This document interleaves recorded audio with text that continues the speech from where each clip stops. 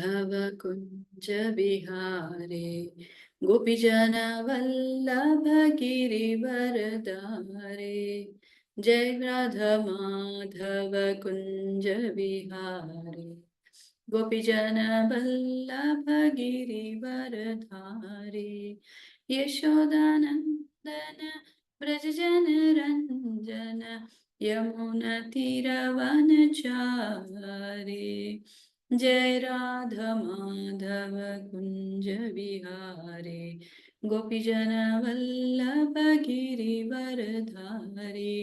यशोदानंदन ब्रज जन रंजन यमुना तीरवनचारे।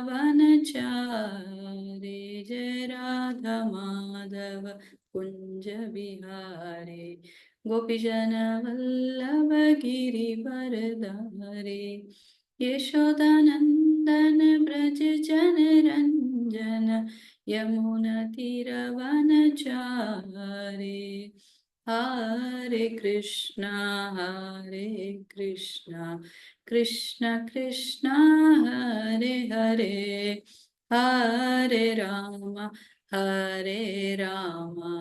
राम राम हरे हरे। हरे कृष्णा कृष्ण कृष्ण हरे हरे, हरे राम राम राम हरे हरे। हरे कृष्ण कृष्ण कृष्ण हरे हरे, हरे राम राम राम हरे हरे। हरे कृष्ण कृष्ण कृष्ण हरे हरे, हरे राम राम राम हरे हरे। हरे कृष्ण कृष्ण कृष्ण हरे हरे, हरे राम राम राम हरे हरे। जय जय प्रभुपाद प्रभुपाद जय जय प्रभुपाद। जय जय गुरुदेव जय जय गुरुदेव। नित्य गौर हरि बोल नित्य गौर हरि बोल। हरिनाम संकीर्तन की जय, हरिनाम संकीर्तन महायज्ञ की जय। नित्य गौर सीतानाथ परमानंदे। हरि हरि बोल। हरे कृष्ण माताजी। हरे कृष्णा। ओम नमो भगवते वासुदेवाय, ओम नमो भगवते वासुदेवाय, ओम नमो भगवते वासुदेवाय। नारायणं नमस्कृत्य नरं चैव नरोत्तमं देवीं सरस्वतीं व्यासं ततो जयमुदीरयेत्। नष्टप्रायेषु अभद्रेषु नित्यं भागवत सेवया भगवती उत्तम श्लोके भक्तिर्भवति नैष्टिकी। मूकं करोति वाचालं पंगुं लंगायिते गिरिं यत्कृपातम् अहं वन्दे श्रीगुरुं दीनतारिणीं। परमानन्दमाधवं श्रीचैतन्य ईश्वरं हरिः तत्सत्। ॐ अज्ञानतिमिरान्धस्य ज्ञानाञ्जनशलाकया चक्षुरुन्मिलितं येन तस्मै श्रीगुरुवे नमः। नमो विष्णुपादाय कृष्णपृष्ठाय भूतले श्रीमते भक्तिवेदान्त स्वामिनिति नामिने। नमस्ते सरस्वते देवे गौरवाणी प्रचारिणे निर्विशेष शून्यवादी पाश्चात्यदेशतारिणे। जय श्री कृष्ण चैतन्य प्रभु नित्यानंद श्री अद्वैत गदाधर श्रीवासादि गौर भक्त वृंदा। हरे कृष्ण कृष्ण कृष्ण हरे हरे, हरे राम राम राम हरे हरे। हरे कृष्ण। ನಿಮ್ಮೆಲ್ಲರಲ್ಲಿ ಪ್ರಾರ್ಥನೆ. ಹರೇ ಕೃಷ್ಣ ಮಾತಾಜಿ, ದಂಡವತ್ ಪ್ರಣಾಮ. ಹರೇ ಕೃಷ್ಣ.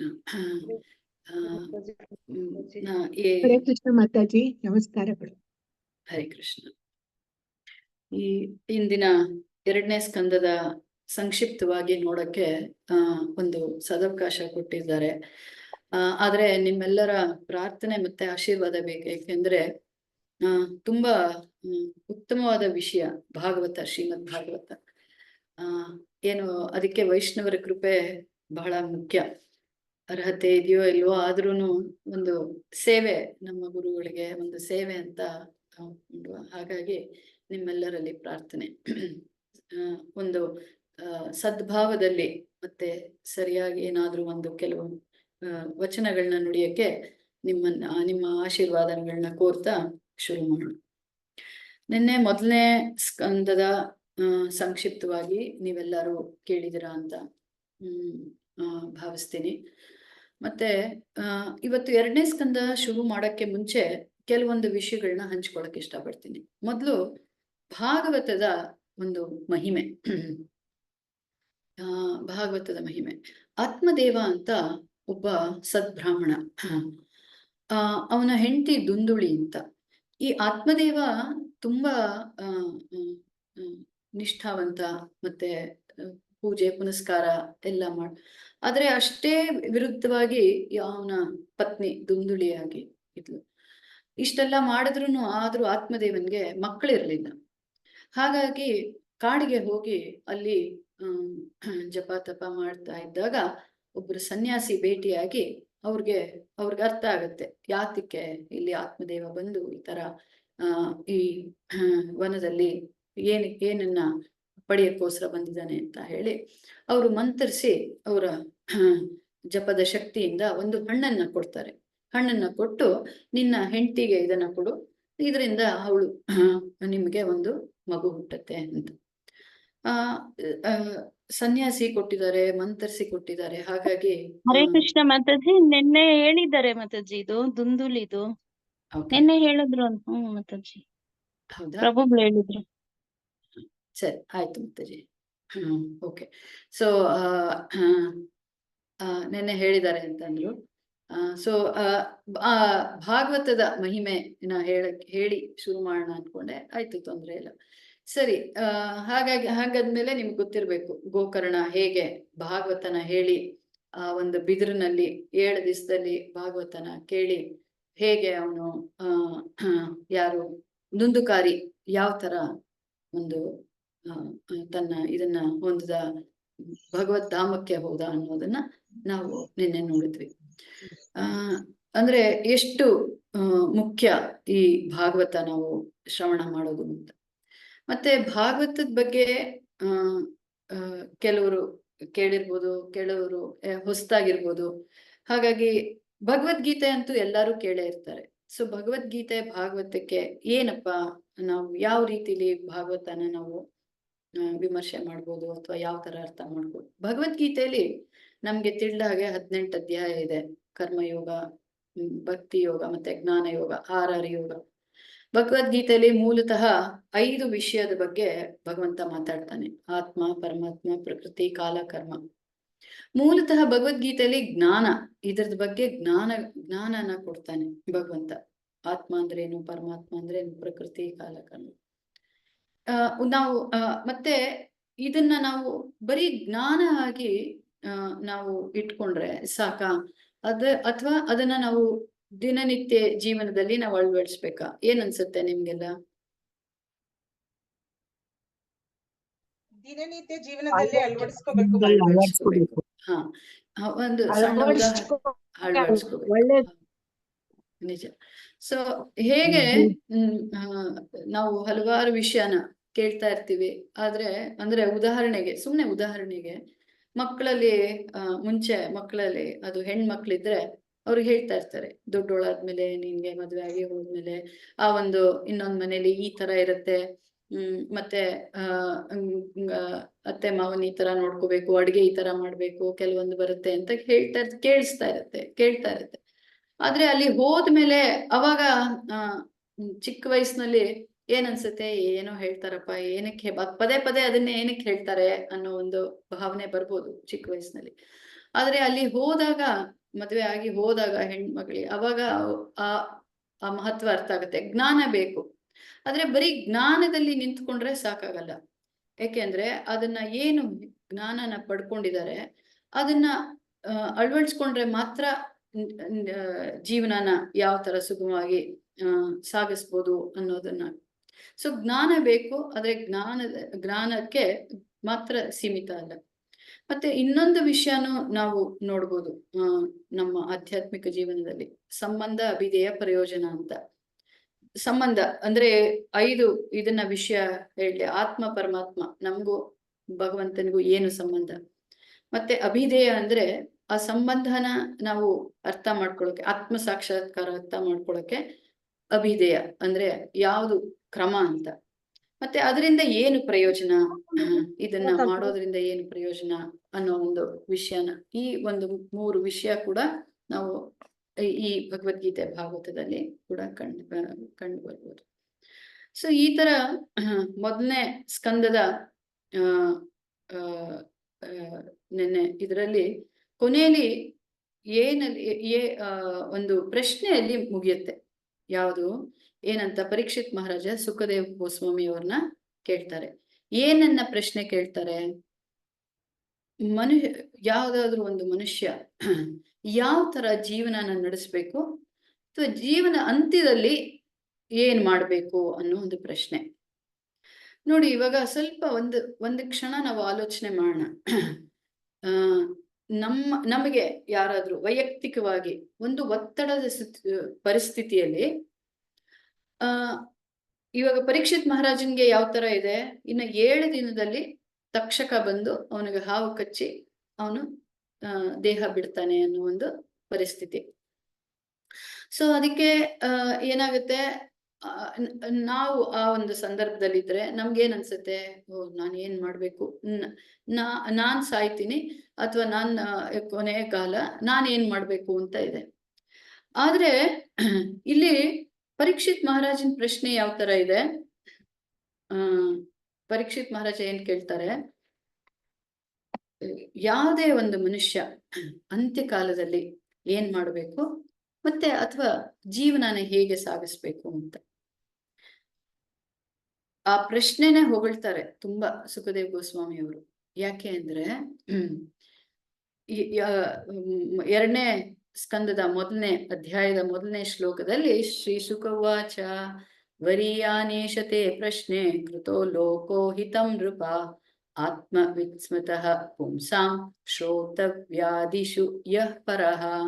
ಅನುವಾದ ರೂಪದಿಂದ ಶ್ರೀ ಸುಖಮುನಿಗಳು ಹೇಳಿದರು, ಎಲೈ ಪ್ರಿಯ ಮಹಾರಾಜನೇ, ನಿನ್ನ ಈ ಪ್ರಶ್ನೆಯು ಭವ್ಯವಾಗಿದೆ, ಏಕೆಂದರೆ ಸಮಸ್ತ ಮಾನವರಿಗೂ ಅದು ಕಲ್ಯಾಣದಾಯಕವಾಗಿದೆ. ಎಲ್ಲ ಆಧ್ಯಾತ್ಮಿಕವಾದಿಗಳು ಇದನ್ನು ಅನುಮೋದಿಸುತ್ತಾರೆ, ಏಕೆಂದರೆ ನಾವು ಕೇಳ ಬಯಸುವ ವಿಚಾರಗಳಲ್ಲಿ ಇದರ ಉತ್ತರ ಅತ್ಯಂತ ಪ್ರಮುಖವಾದುದಾಗಿದೆ ಅಂತ. ಅಂದ್ರೆ ನೋಡಿ, ಆ ಒಂದು ಒತ್ತಡದ ಪರಿಸ್ಥಿತಿಯಲ್ಲಿ ಕೂಡ ಎಲ್ಲ ಲೋಕ ಕಲ್ಯಾಣಕ್ಕಾಗಿ ನೀನು ಈ ಪ್ರಶ್ನೆ ಕೇಳಿದೆ. ಎಂತ ಮಹತ್ವವಾದ ಪ್ರಶ್ನೆ. ಮೂಲತಃ ನಾವು ಭೌತಿಕ ಜಗತ್ತಿನಲ್ಲಿ ಯಾವ ತರ ಅಂದ್ರೆ ಪ್ರಶ್ನೆಗಳಿಗೆ ಉತ್ತರ ಬರೆದು ಅವ್ರಿಗೆ ಒಂದು ಫಲಿತಾಂಶ ಬಂದಾಗ ಅವ್ರನ್ನ ತುಂಬಾ ಪ್ರಶಂಸಿಸ್ತಾರೆ. ಅವ್ರು ಫಸ್ಟ್ ರ್ಯಾಂಕ್ ಬಂದ್ರು, ಅವ್ರಿಗೆ 99% ಬಂತು, ಈ ತರ. ಆದ್ರೆ ಪ್ರಶ್ನೆ ಮಾಡೋರ್ನ ಯಾರು ಪ್ರಶಂಸೆ ಮಾಡಲ್ಲ. ಇವಾಗ ಪ್ರಶ್ನೆ ಮಾಡೋರ್ನ ಯಾಕೆ ಪ್ರಶಂಸೆ ಮಾಡ್ಬೇಕು ಅಂದ್ರೆ, ಅವ್ರಿಗೆ ಪ್ರಶ್ನೆಗೆ ಒಂದು ಎಕ್ಸಾಮ್ ಪೇಪರ್ ಯಾರಾದ್ರೂ ಒಂದು ಸೆಟ್ ಮಾಡ್ಬೇಕು ಅಂದ್ರೆ ಅವ್ರಿಗೆ ಎಷ್ಟು ಅರಿವಿರ್ಬೇಕು ಒಂದು, ಮತ್ತೆ ಯಾವ ತರ ಆ ಪೇಪರ್ನ ಸೆಟ್ ಮಾಡ್ಬೇಕು, ತುಂಬಾ ಕಠಿಣವಾಗಿರೂ ಇರಬಾರ್ದು, ತುಂಬಾ ಸರಳವಾಗೂ ಇರಬಾರ್ದು. ಆ ಒಂದು ಸಮತೋಲ ಇರಬೇಕು ಅವ್ರಿಗೆ. ಹಾಗೆ ನಾವು ಯಾವತ್ತು ಈ ಒಂದು ಸಂದರ್ಭ ನಾವು ಕಂಡು ಬಂದೇ ಇಲ್ಲ ನಮ್ಮ ಭೌತಿಕ ಜಗತ್ತ ಇದರಲ್ಲಿ. ಪ್ರಶ್ನೆ ಮಾಡೋರ್ನ ಅಥವಾ ಈ ತರ ಪ್ರಶ್ನೆ ಮಾಡೋರ್ನ ಪ್ರಶಂಸೆ. ಆದ್ರೆ ಇಲ್ಲಿ ಸುಖದೇವ್ ಗೋಸ್ವಾಮಿ ಅವರು ಪರೀಕ್ಷಿತ್ ಮಹಾರಾಜನ್ನ ತುಂಬಾ ಪ್ರಶಂಸೆ ಮಾಡ್ತಾ ಇದ್ದಾರೆ. ಪೂಜನೀಯ ಜಯಪತಾಕ ಮಹಾರಾಜ್ ಅವರು ಒಂದು ಪ್ರವಚನದಲ್ಲಿ ತುಂಬಾ ಚೆನ್ನಾಗಿ ಹೇಳ್ತಾರೆ. ಏನಂದ್ರೆ, ಪುರೋಹಿತ ಅಂದ್ರೆ ಏನು? ಪುರೋಹಿತ ಅಂದ್ರೆ ಪರರ ಹಿತ. ಪುರೋಹಿತ ಅಂದ್ರೆ ಏನು? ಅವರು ಬೇರೆಯವರ ಹಿತಕ್ಕಾಗಿ ಮಾಡೋ ಕಾರ್ಯ. ಸೊ ಲೋಕ ಕಲ್ಯಾಣಕ್ಕಾಗಿ ನೀನು ಈ ಒಂದು ಪ್ರಶ್ನೆನ ಮಾಡಿದ್ಯಾ. ಹಾಗಾಗಿ ಇದು ತುಂಬಾ ಮಂಗಳಕರವಾದದ್ದು ಅಂತ. ಸೊ ಇದು ಮೊದಲನೇ ಪ್ರಶ್ನೆ, ಮೊದಲನೇ ಶ್ಲೋಕ ಮೊದಲನೇ ಅಧ್ಯಾಯದಲ್ಲಿ 2ನೇ ಸ್ಕಂದದಲ್ಲಿ. ಸೊ 2ನೇ ಶ್ಲೋಕದಲ್ಲಿ ಎಲ್ಲ ಶ್ಲೋಕ ಅಲ್ಲ, ಕೆಲವೊಂದು ಶ್ಲೋಕಗಳನ್ನ ಮಾತ್ರ ನಾವು ನೋಡಿ ಒಂದು ಸಂಕ್ಷಿಪ್ತವಾಗಿ ಆ ಅಧ್ಯಾಯದ ಬಗ್ಗೆ ನೋಡೋಣ. 2ನೇ ಶ್ಲೋಕದಲ್ಲಿ ಸುಖದೇವ್ ಗೋಸ್ವಾಮಿ ಅವರು ಹೇಳ್ತಾರೆ, ಶ್ರೋತವ್ಯಾದಿನಿ ರಾಜೇಂದ್ರ ನೃಣಾಂ ಸಂತಿ ಸಹಸ್ರಶಃ ಅಪಶ್ಯತಾಂ ಆತ್ಮತತ್ವಂ ಗೃಹೇಶು ಗೃಹಮೇದಿನಾಂ. ಗೃಹೇಶು ಗೃಹಮೇದಿನಾಂ. ಗೃಹಸ್ಥರು ಅಂತ ಕೇಳಿದೀವಿ.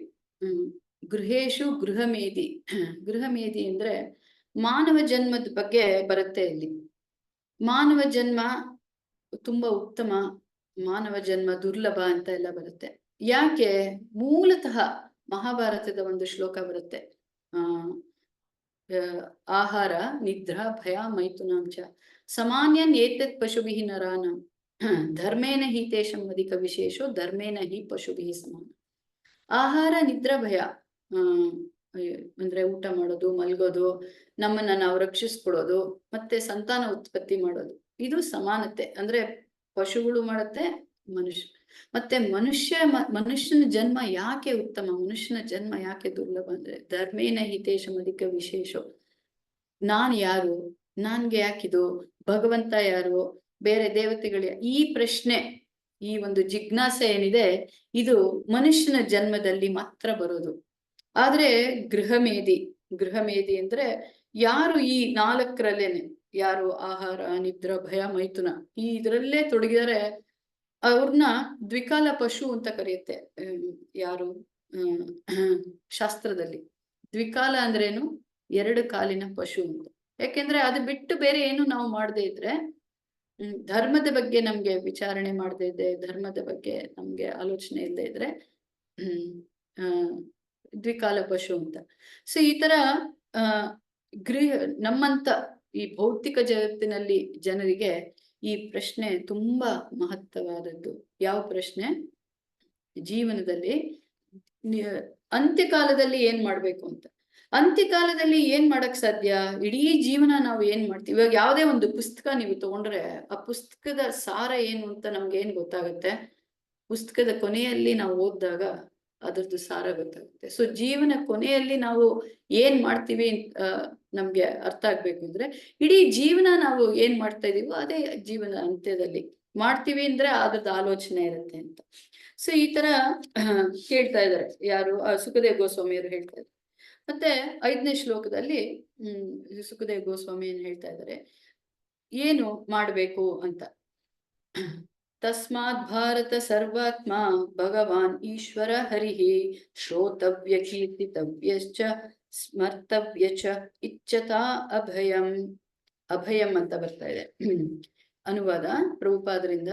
ಎಲೈ ಭರತ ವಂಶಜನೆ, ಎಲ್ಲ ಕ್ಲೇಶಗಳಿಂದ ಬಿಡುಗಡೆ ಹೊಂದ ಬಯಸುವವನು, ಎಲ್ಲ ಕ್ಲೇಶಗಳಿಂದ ಬಿಡುಗಡೆ ಹೊಂದ ಬಯಸುವನು, ಪರಮಾತ್ಮನನ್ನು ನಿಯಾಮಕನು, ಸಕಲ ಕ್ಲೇಶ ನಿವಾರಕನು ಆದ ಭಗವಂತನನ್ನು ಕುರಿತು ಶ್ರವಣ ಮಾಡಬೇಕು, ಕೀರ್ತಿಸಬೇಕು, ಮತ್ತೆ ಸ್ಮರಣೆ ಮಾಡಬೇಕು. ಸೊ ಏನು ಹೇಳ್ತಾ ಇದ್ದಾರೆ ಇಲ್ಲಿ? ಶ್ರವಣ, ಕೀರ್ತನೆ, ಸ್ಮರಣೆ. ಅದೇ ಮತ್ತೆ 6ನೇ ಶ್ಲೋಕದಲ್ಲಿ ಸೊ ಇದು ಇಡೀ ಜೀವನ ಏನ್ ಮಾಡ್ಬೇಕು? ಭಗವಂತನ ಬಗ್ಗೆ ಶ್ರವಣ, ಕೀರ್ತನ, ಸ್ಮರಣೆ.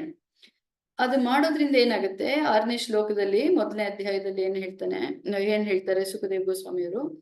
ಏತಾವಾನ್ ಸಂಖ್ಯ ಯೋಗಭ್ಯಾಂ ಸ್ವಧರ್ಮ ಪರಿನಿಷ್ಠಯ ಜನ್ಮಲಾಭ ಪರ ಪುಂಸಾಂ ಅಂತೆ ನಾರಾಯಣ ಸ್ಮೃತಿ. ಅಂತೆ ನಾರಾಯಣ ಸ್ಮೃತಿ. ನೋಡಿ, ಭಗವದ್ಗೀತೆ 8ನೇ ಅಧ್ಯಾಯದಲ್ಲೂ ಕೃಷ್ಣ ಅದನ್ನೇ ಹೇಳ್ತಾನೆ. ಏನ್ ಹೇಳ್ತಾನೆ? ಅಂತಕಾಲೇ ಚ ಮಾಮೇವ ಸ್ಮರಣ್ ಮುಕ್ತ್ವಾ ಕಲೇವರಂ ಯಹ ಪ್ರಯಾತಿ ಸಮದ್ಭಾವಂ ಯಾತಿ ನಾಸ್ತಿ ಯತ್ರ ಸಂಶಯ. ಅಂತ್ಯಕಾಲದಲ್ಲಿ ನನ್ನ ಸ್ಮರಣೆ ಮಾಡೋರು ನನ್ನ ಲೋಕಕ್ಕೆ, ನನ್ನ ಹತ್ರ ಬರ್ತಾರೆ, ಅದಕ್ಕೆ ಸಂಶಯವೇ ಇಲ್ಲ. ಯಂ ಯಂ ವ್ಯಾಪಿ ಸ್ಮರಣ್ ಭಾವಂ ತ್ಯಜಂತೆ ಅಂತೆ ಕಲೇವರಂ ತಂ ತಮೇವೇತಿ ಕೌಂತೆಯ ಸದಾ ತದ್ಭಾವ ಭಾವಿತಃ. ಕುಂತಿಯ ಮಗನಾದ ಅರ್ಜುನನೇ, ವ್ಯಕ್ತಿಯು ತನ್ನ ದೇಹವನ್ನು ಬಿಡುವಾಗ ಯಾವ ಭಾವವನ್ನು ಸ್ಮರಿಸುವನೋ ಅದೇ ಭಾವವನ್ನು ನಿಶ್ಚಯವಾಗಿಯೂ ಪಡೆಯುವನು. ಸೊ ಹೀಗೆ ಭಕ್ತಿ ಯೋಗ ಬಗ್ಗೆ 1ನೇ ಅಧ್ಯಾಯದಲ್ಲೇ ಸುಖದೇವ್ ಗೋಸ್ವಾಮಿಯವರು ಹೇಳ್ತಾ ಇದ್ದಾರೆ. ಭಗವಂತನ ನಾಮ ಸ್ಮರಣೆ, ಭಗವಂತನ ಕೀರ್ತನೆ, ಮತ್ತೆ ಭಗವಂತನ ಸ್ಮರಣೆ ಸದಾ ಕಾಲ ಮಾಡ್ಬೇಕು. ಯಾವಾಗ ಮಾಡ್ಬೇಕು?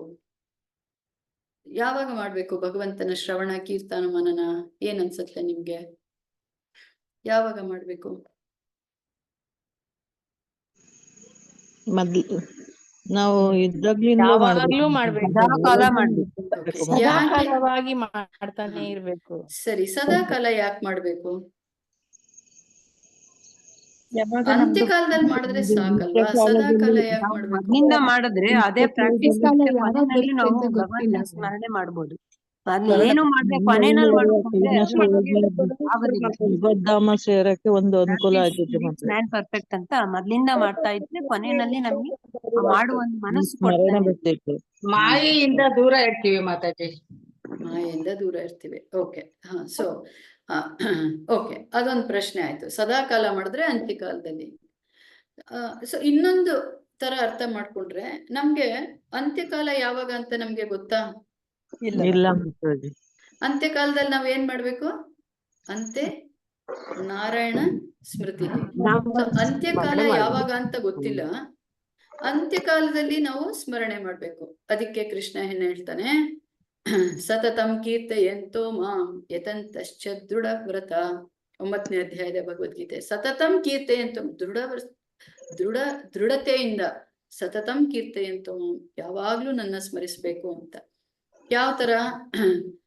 ಮನ್ಮನಾಭವ ಬದ್ಭಕ್ತೋ ಮಧ್ಯಾಜಿ ಮಾಂ ನಮಸ್ಕರು ಮಾಮೇ ವೈಶ್ಯಸಿ ಯುಕ್ತೈವಂ ಆತ್ಮಾನಂ ಮತ್ಪರಾಯಣ. ಎರಡು ಸತಿ ಈ ಶ್ಲೋಕ ಬರುತ್ತೆ, ಒಂದು ಲೈನ್ ಡಿಫ್ರೆನ್ಸ್. 9ನೇ ಅಧ್ಯಾಯ ಭಗವದ್ಗೀತೆ, 9ನೇ ಅಧ್ಯಾಯ ಮತ್ತೆ 18ನೇ ಅಧ್ಯಾಯದಲ್ಲಿ. ಏನಪ್ಪಾ ಇವು ಭಾಗವತ ಅಂತ ಬರೀ ಭಗವದ್ಗೀತೆನೆ ಹೇಳ್ತಾ ಇದಾರೆ ಅಂತ ನಿಮ್ಗೆ ಅನ್ಕೋಬಹುದು. ನಾನು ಒಂದು ಕನೆಕ್ಷನ್ ತರ, ಅಂದ್ರೆ ಭಗವದ್ಗೀತೆ ಭಾಗವತದಲ್ಲಿ ಯಾವುದು ಎರಡನ್ನು ನಾವು ಒಟ್ಟಾಗಿ ಓದೋದು ಅಥವಾ ಇದರಲ್ಲೇ ಹೇಳೋದು, ಅದರಲ್ಲೂ ನಾವು ಕಂಡು ಬರ್ಬೋದು ಅನ್ನೋ ಒಂದು ವಿಷಯಕ್ಕೋಸ್ಕರ ನಾನು ಕನೆಕ್ಟ್ ಮಾಡ್ತಾ ಇದ್ದೀನಿ. ಸೊ ಮೂಲತಃ ಭಕ್ತಿ ಯೋಗ, ಭಗವಂತನ ನಾಮಸ್ಮರಣೆ, ಭಗವಂತನ ಶ್ರವಣ, ಭಗವಂತನ ಬಗ್ಗೆ ಮನನ, ಇದನ್ನ ಮಾಡಿದ್ರೆ ನಮ್ಮ ಅಂತ್ಯಕಾಲದಲ್ಲಿ ಇವಾಗ ಏನು ಪರೀಕ್ಷಿತ್ ಮಹಾರಾಜನ್ಗೆ ಇವಾಗ ಈ 7 ದಿವಸದಲ್ಲಿ ತನ್ನ ದೇಹನ ತ್ಯಜಿಸ್ತಾ ಇದ್ದಾನೆ, ಏನ್ ಮಾಡ್ಬೇಕು ಅನ್ನೋ ಒಂದು ಭಾವ ಅವನಿಗಿದೆ. ಅವನಿಗಾದ್ರೆ ಅರಿವಿತ್ತು, ಇನ್ನು 7 ದಿನದಲ್ಲಿ ಅಂತ, ನಮ್ಗೆ ಅರಿವಿಲ್ಲ. ಸೊ ಹಾಗಾಗಿ ನಮ್ಮ ಶ್ರವಣ ಮನನ ಸ್ಮರಣೆ ಎಲ್ಲ ಇನ್ನೂ ತೀವ್ರವಾಗಿ ಸದಾ ಕಾಲ ಮಾಡ್ಬೇಕು. ಸೊ ಈ ತರ 1ನೇ ಅಧ್ಯಾಯದಲ್ಲಿ ನಾವು ನೋಡಿದ್ರೆ ಅಷ್ಟಾಂಗ ಯೋಗ ಬಗ್ಗೆ ಕೂಡ ಹೇಳಿದ್ದಾರೆ ಸುಖದೇವ್ ಗೋಸ್ವಾಮಿ ಅವರು.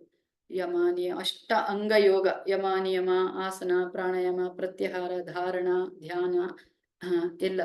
ಯಾಕೆ ಇವಾಗ ಭಕ್ತಿ ಯೋಗ ಉತ್ತಮ ಅಂದ್ರೆ ಈ ಅಷ್ಟಾಂಗ ಯೋಗ ಬಗ್ಗೆ ಯಾಕೆ ಹೇಳಿದ್ದಾರೆ ಅಂತಂದ್ರೆ, ಎಲ್ಲಾರು ಏಕ್ದಮ್ ಭಕ್ತಿ ಯೋಗಕ್ಕೆ ಬರಕ್ಕೆ ಒಂದು ಇಚ್ಛೆ ಇರಲ್ಲ. ಕೆಲವ್ರಿಗೆ ಒಂದು ಇನ್ನಿಷ್ಟು ಸಮಯ ಬೇಕಾಗುತ್ತೆ. ಸೊ ಅವ್ರಿಗೆ ಭಕ್ತಿ ಯೋಗದ ಬಗ್ಗೆ ಈ ಮೂಲಕನು ಯಾವ ತರ ಬರ್ಬೋದು, ಈ ತರ ಒಂದು ಯಮ ನಿಯಮ, ಈ ಒಂದು ನಿಯಮನ ಪಾಲಿಸಿ, ಆಸನಗಳನ್ನ ಮಾಡಿ, ಪ್ರತ್ಯಾಹಾರ ಮತ್ತೆ ಪ್ರಾಣಾಯಾಮ ಎಲ್ಲ ಮಾಡಿ, ನಮ್ಮ ಮನಸ್ಸನ್ನ ಸ್ಥಿರಗೊಳಿಸಿ ಭಗವಂತನ ಪಾದ ಕಮಲದಲ್ಲಿ ಧ್ಯಾನ ಮಾಡಬೇಕು ಅನ್ನೋ ಒಂದು ಅಷ್ಟಾಂಗ. ಆ ಒಂದು ಹಂತಕ್ಕೆ ಬಂದಾಗ ಅವ್ರಿಗೆ ಇದಕ್ಕಿಂತ ಭಕ್ತಿ ಯೋಗನೇ ಎಷ್ಟು ಸುಲಭ. ಯಾವಾಗ್ಲೂ ಎಲ್ಲಾನ ಕೂತು ಯಾವಾಗ್ಲೂ ಹರೇ ಕೃಷ್ಣ ಕೃಷ್ಣ ಕೃಷ್ಣ ಹರೇ ಹರೇ, ಹರೇ ರಾಮ್ ರಾಮ್ ರಾಮ್ ಹರೇ ಹರೇ, ಇದು ಎಷ್ಟು ಸುಲಭ ಅನ್ನೋ ಒಂದು ವಿಷಯಕ್ಕೆ ಬರ್ತಾರೆ. ಆದ್ರೆ ಕೆಲವರು ಭಕ್ತಿ ಯೋಗನ ನೇರವಾಗಿ ತಗೋತಾರೆ, ಕೆಲವರು ಈ ಮಾರ್ಗಕ್ಕೆ ಹೋಗಿ ಬರ್ತಾರೆ. ಸೊ ಹಾಗಾಗಿ ಅಷ್ಟಾಂಗ ಯೋಗ ಬಗ್ಗೆ ಕೂಡ ಹೇಳಿದ್ದಾರೆ. ಯಾಕೆಂದ್ರೆ ಭಗವಂತನ್ ಎಲ್ಲಾರ್ನು, ಯಾವುದೇ ಒಂದು ವರ್ಗ ಆಗ್ಲಿ, ಯಾವುದೇ ಒಂದು ಇದರಲ್ಲಿ ಎಲ್ಲರಿಗೂ ಒಂದು ಅವಕಾಶ ಕೊಡ್ಬೇಕು. ಅವರು ಭಕ್ತಿ ಯೋಗ ಮಾರ್ಗಕ್ಕೆ ಬರ್ಲಿಲ್ಲ, ಹಾಗಾಗಿ ಅವ್ರಿಗೆ ಅವಕಾಶ ಇಲ್ಲ ಅಂತ ನಿರ್ಧರಿಸಕ್ಕಾಗಲ್ಲ. ಸೊ ಏನಕ್ಕೇನ ಪ್ರಕಾರೇನ ಯಾವುದೇ ತರ ಸರಿ ಭಗವಂತನ ಭಕ್ತಿ ಸೇವೆಗೆ ಬರಕ್ಕೋಸ್ಕರ ಭಗವಂತ ಈ ತರ ಎಲ್ಲ ಇದನ್ನ ಮಾಡ್ತಾನೆ. ಸೊ 1ನೇ ಅಧ್ಯಾಯದ ಒಂದು ಸಂಕ್ಷಿಪ್ತವಾಗಿ ನೋಡಿ. ಸೊ ಮತ್ತೆ 2ನೇ ಅಧ್ಯಾಯದ ಶೀರ್ಷಿಕೆ ಅಂದ್ರೆ ಹೃದಯಸ್ಥ ಅಂದ್ರೆ ಹೃದಯಸ್ಥ ಭಗವಂತ ಅಂತ. ಹೃದಯದಲ್ಲಿ ಯಾವ ರೀತಿಲಿ ಸುಖದೇವ್ ಗೋಸ್ವಾಮಿ ಏನ್ ಹೇಳ್ತಾರೆ ಪರೀಕ್ಷಿತ್ ಮಾತು, ನಿನಗೆ ಈ ಅಷ್ಟಾಂಗ ಯೋಗ ಪದ್ಧತಿ ಅದೆಲ್ಲ ನಿನಗೆ ಬೇಡ. ಯಾಕೆಂದ್ರೆ ನೀನು ಪರಿಶುದ್ಧ ಭಕ್ತ. ಪರಿಶುದ್ಧ ಭಕ್ತ ಆಗಿರೋದ್ರಿಂದ ನಿನ್ಗೆ ಭಕ್ತಿ ಯೋಗದ ಬಗ್ಗೆನೆ ನಾನು ನಿನಗೆ ತಿಳಿಸ್ತೀನಿ ಅಂತ. ಪರಿಶುದ್ಧ ಭಕ್ತ ಅಂದ್ರೆ ಏನು ಅನ್ನೋದಕ್ಕೆ ನಾವು ಅರ್ಥ ಮಾಡ್ಕೋಬೇಕು ಅಂದ್ರೆ 6ನೇ ಅಧ್ಯಾಯ ಭಗವದ್ಗೀತೆ, ಯೋಗಿಗಳಲ್ಲಿ ಉತ್ತಮವಾದ ಯೋಗಿ ಯಾರು ಅಂತ ಕೃಷ್ಣ ಹೇಳ್ತಾನೆ. ಏನಂತ ಹೇಳ್ತಾರೆ? ಯಾರು ಸದಾ ನನ್ನಲ್ಲಿ ಇರುವನು, ತನ್ನಲ್ಲಿರುವ ನನ್ನನ್ನು ಕುರಿತು ಚಿಂತಿಸುವನು, ನನ್ನನ್ನು ಭಜಿಸುವನು, ಅವನೇ ಎಲ್ಲ ಯೋಗದಲ್ಲಿ ನನ್ನೊಡನೆ ಅತ್ಯಂತ ಆತ್ಮೀಯವಾಗಿ ಒಂದಾಗಿರುವನು, ಮತ್ತೆ ಅವನೇ ಎಲ್ಲರಿಗಿಂತ ಶ್ರೇಷ್ಠನಾದವನು. ಇದು ನನ್ನ ಅಭಿಪ್ರಾಯ. 6ನೇ ಅಧ್ಯಾಯ ಕೊನೆ ಧ್ಯಾನ ಯೋಗ. ಅದು ಅಂದ್ರೆ ನಮ್ಗೆ ಯೋಗಿ ಅಥವಾ ಉತ್ತಮ ಪರಿಶುದ್ಧ ಭಕ್ತ ಅಂತಾನೆ ನಮ್ಗೇನ್ ಬರುತ್ತೆ?